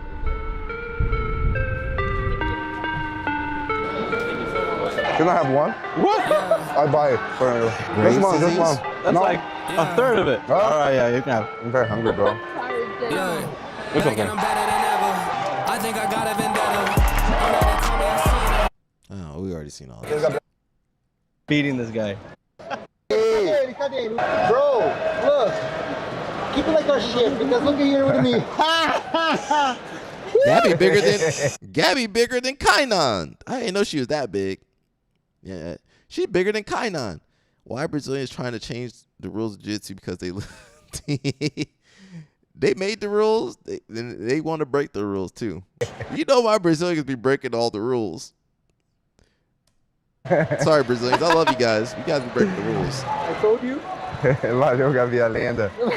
Cara, eu uso você sempre. Vai lá, vamos ver o meu temporada. Oh! Eu dava na sua. Vai na single, depois vai na double. Vai nas duas já direto. No, You'll hurt your back. They'll hurt your back. They'll hurt your back. Matou. Tira uma fotinha. Faz um vídeo pra mim. Esse aqui, ó, é o cara que pegou o Craig sempre em segundo lugar. Se um dia eu precisar de alguém, quem que eu chamo? Aqui, ó. If you one day I need anyone, because Craig, look who I call. Pass the guy in mouth. She's my photographer. Rock. Caraca, mano. Dá um violão aí. Lá no Japão, thank you. This is like the curse of Kainen. Yeah. We didn't actually come to support our friends. We came here to sign autographs, to sign autographs and have Kainen get the attention. Every time there's Worlds, every Brazilian goes, in 2022, I won. Let me make a post about it since there's Worlds. I would too. Only the Brazilians that do this. They're the only ones that win this, but I'm going to do it. I'm going to celebrate for 30 minutes if I ever win this thing. I'm going to, I don't smoke, but I'm going to smoke a joint right on the mat. Just for 10th Planet. Just brings Eddie Bravo. Brings a bong onto the... Eddie Bravo's just waking up like, huh? You guys want to go try porno? Sure. Porno? Now Connor will see if it's legit or not, because he's from Hawaii. Hello. Hi, Porno Cafe. Are you guys open until what time today? Till 8 o'clock. Alright, sounds great. Thank you. How was the event, Kainen? It was great, man. It's been a while that I don't come here to watch or either compete. Feel there's a lot of energy, you know. Good matches? Good matches. Tainan, Alpra finished very fast his match in the final. I think it was under 1 minute, which is very impressive for the black belt. And Pato won. There's a lot of good matches, making you only talked about 2 matches. Let's see next year. He didn't say nothing about the female matches. You know? It's been a while that I don't train or compete in the gi. You know he got to eat. Is that his girlfriend? Oh no. Is that That's the PJ Barge stance. He's going ultra. He's going plus 90 now. I'm going minus. It's probably like his 4th meal of the day. Too. Sabrina, are you cooking for him? I have to, but I'm not good yet. For more special? I think when I won the first time, I think a gi. Gi, for sure. But First time yeah, because it was my first title. But it's different, you know? It's like you grew up wanting that, right? Yeah. That was your dream. But I think for no-gi or this is harder. How did the second world title and IBJJF feel? Do you feel like it's okay or like... No, it's always good, you know? Achievement is always good. But I mean, like, both are special, depends on your perspective, you know? Your desire, but I think no-gi is harder. Really? You think no-gi is harder? It's harder than gi worlds? Wow. I would not have thought. In general, like no-gi is harder. Gi harder is the hardest, I think, right? No, no-gi is harder. Really? Yeah. It's not real though, real jiu-jitsu. There's no real. It's not real jiu-jitsu. It doesn't count. Now the kimono. No-gi is more, you need to be more physical. There's not much stalling because you don't have a lapel to hold your opponent, and there's more legs attacks. In the gi is more strategic. You can stall with a lapel with 50-50. In no-gi, if you stall in 50-50, you're gonna get your hook or whatever. Yeah, blah blah blah blah blah. What? Let me see. Graves' disease. What is that? Ladies and gentlemen, you know, we still talking about Michelle UFC Obama fight in DC at the White House. You know, y'all know, blah blah blah. One of the UFC fighters, after winning this match, Josh Hocken, whatever his name is, decided to just out of nowhere take it upon himself, you know, to just scream out, you know, Michelle Obama's a man. After winning the match, and they, you know, he wanted to say, and by the way, Michelle Obama's a man. First of all, let me just say, any man that attacks a woman is not a man. So you trying to say that Michelle Obama's not a woman? She is a woman, but you attacking her or always having something to say about her, that lets everybody know how little of a man you are. You're not a man. Men don't do that. People who have strength don't do that. The issue is, for these degenerate people that keep saying things like Michelle Obama's a man and this, that, the issue is, first of all, when President Barack Obama became president, a lot of people lost their ever-loving mind. They were furious.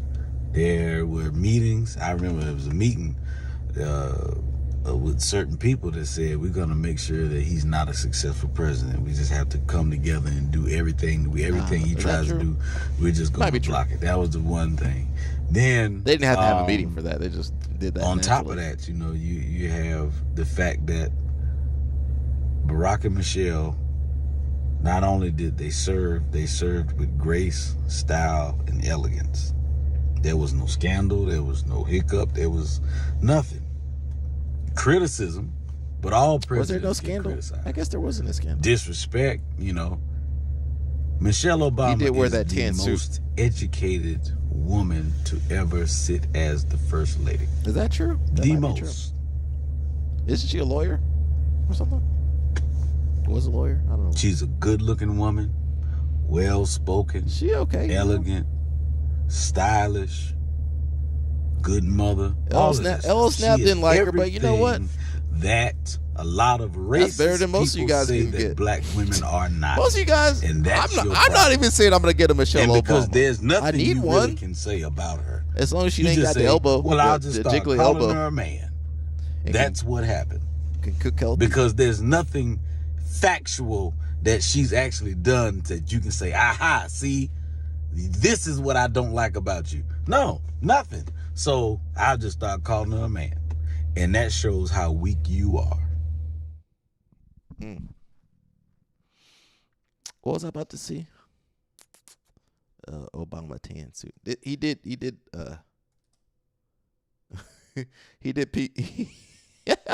did piss people off because he was wearing a tan suit that one time. The president came out addressing reporters on Thursday, and he was wearing this tan suit. In August 2014, a scandal like no other rocketed President Obama's decision to wear a light tan suit at yesterday's news conference. He was wearing a tan suit. Light tan suit. I think it was shocking to a lot of people. Is this an effort to make him look warmer? He wore a tan suit. That's all he had to do. Dang. There's no way I think any of us can excuse what the president did yesterday. I mean, and then for him to walk out, I'm not trying to be trivial here, but in a light suit, like How tan dare he suit, wear a Also tan known suit. as Tangate. Tan suit, and how the tan suit made him look unpresidential. Whoever talked him into going into a tan suit, they're so desperate because of these low poll numbers, they're willing to do anything. Tan suit. I'm gonna wear a tan suit one day. The tan suit made him look unpresidential. That's about all I can find. Now, I'm not saying I agree with Obama. You know, I don't really think he did too much for some people. But listen, if that's the worst he did, I mean, you know, I'm not saying, you know, all presidents do bad stuff. You know, when they bomb your country and all that stuff, that's terrible.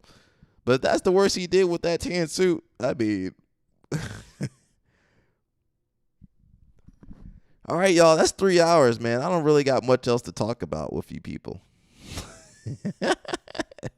I done spent enough time with you people. What else I can say? Oh, let me look at this, though. It says British World Cup fan tries Wingstop for the first time. You know, we were talking about Wingstop the other day. So excited about arriving at Bucky's. I'm going to put these in my suitcase and fly them back to Scotland. So you like shopping in America a lot better, honey? We've already got 3 items. This is fun. He went so to Ross. millions of World Cup fans are in America to cheer on their teams, and some are going viral as they enjoy all the unique experiences the U.S. has to offer. One of those fans is with us now. Sammy Bell is from England and has been sharing her time in the States on social media. Sammy, you are joining us from inside an American staple, a Wingstop, and we want to get you to try the Wingstop for the first time at the end of this in a couple minutes. But first, what has surprised you about America?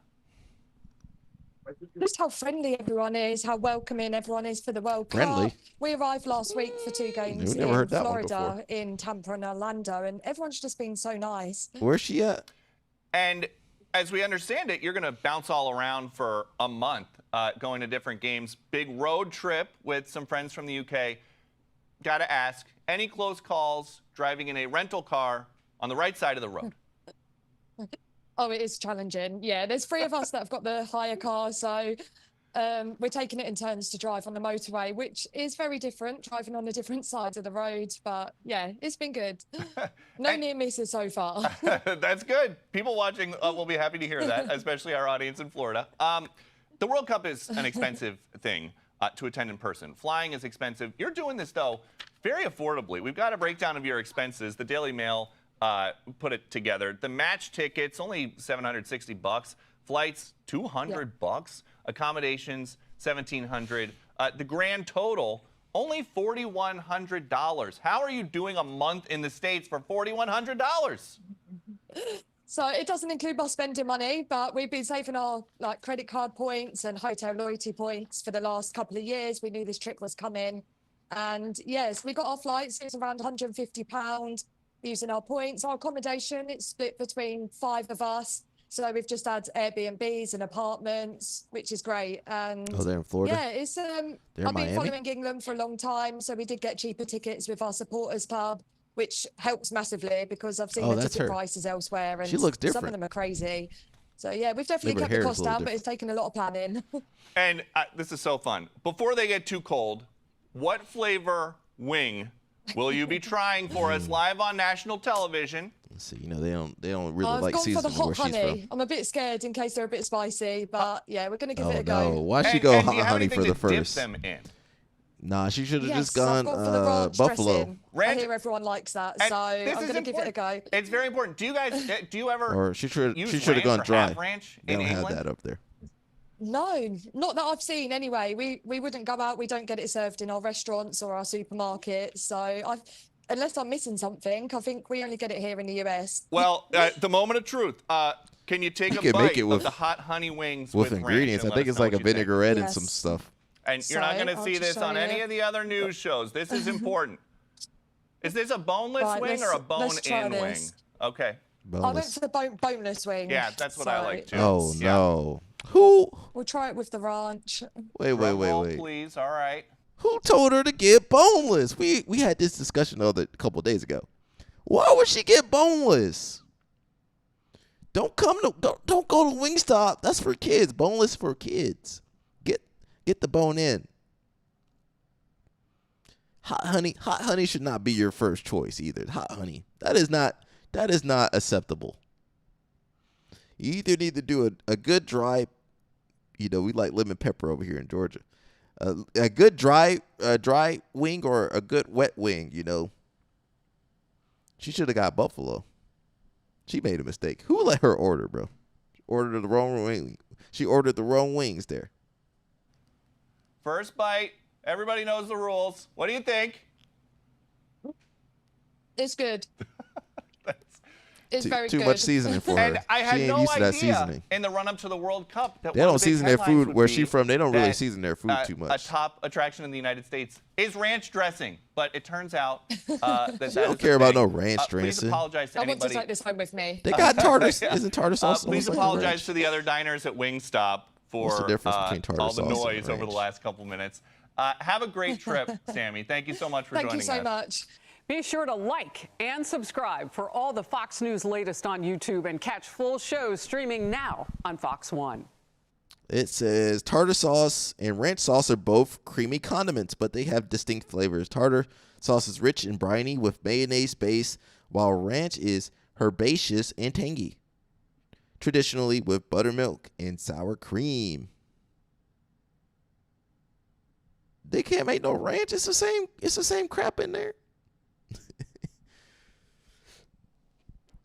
How do you make ranch? Let me see that real fast. We got to educate you guys. Ranch sauce.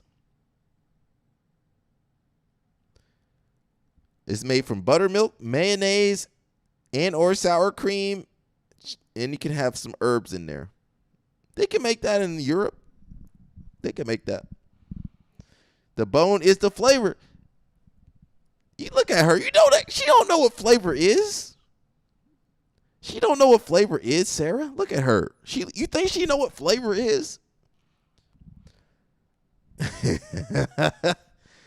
don't know what flavor is. She look like she boiled her chicken. Let me stop. Is there anything else we needed to watch? I'm trying to see. Nah, I'm kind of done. I do want to play this. This is where I was the other day when we did the live stream IRL. That's where I was. I didn't go when it was this crunk though. Atlanta News first reporter Chelsea Beinfor is live there at Centennial Olympic Park. And Chelsea, I have to imagine the turnout continues to be very good into the afternoon hours here.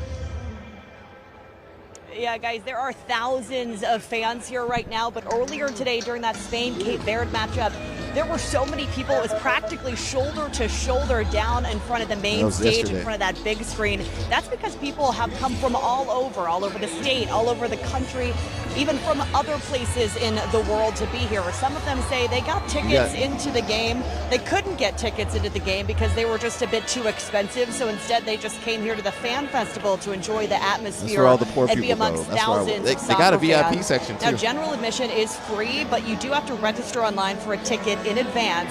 FIFA officials also tell us there is a max capacity of 15,000 people in this park at a time, so entry is not necessarily guaranteed.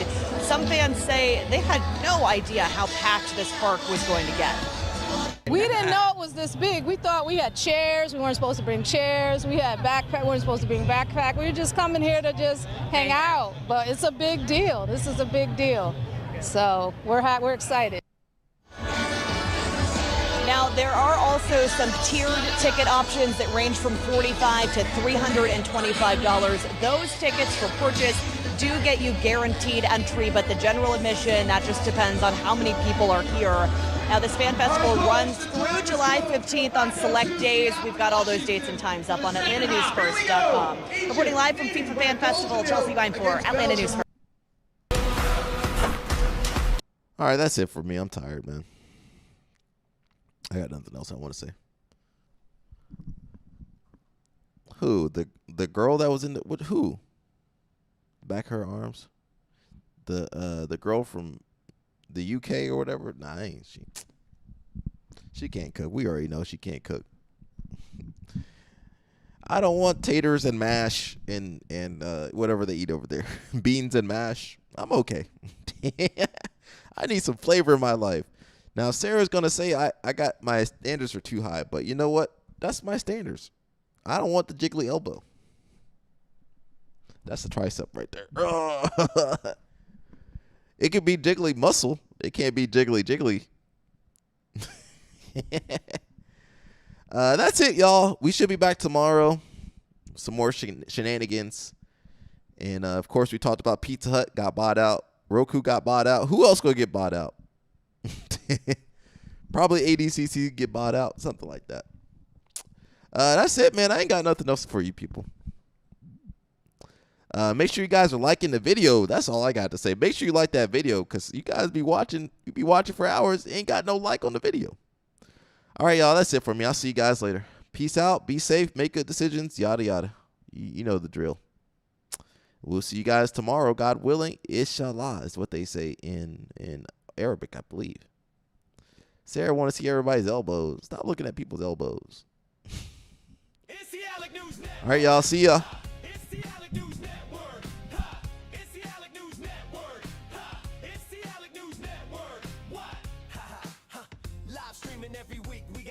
LOL Snap and even CP, uncovering the news that you don't see. Doing judo and jiu-jitsu is where you'll find me. Traveling the world, meeting these girls, pleading the fifth. You can't cheat this. We might be ran through, but we'll never give up on you.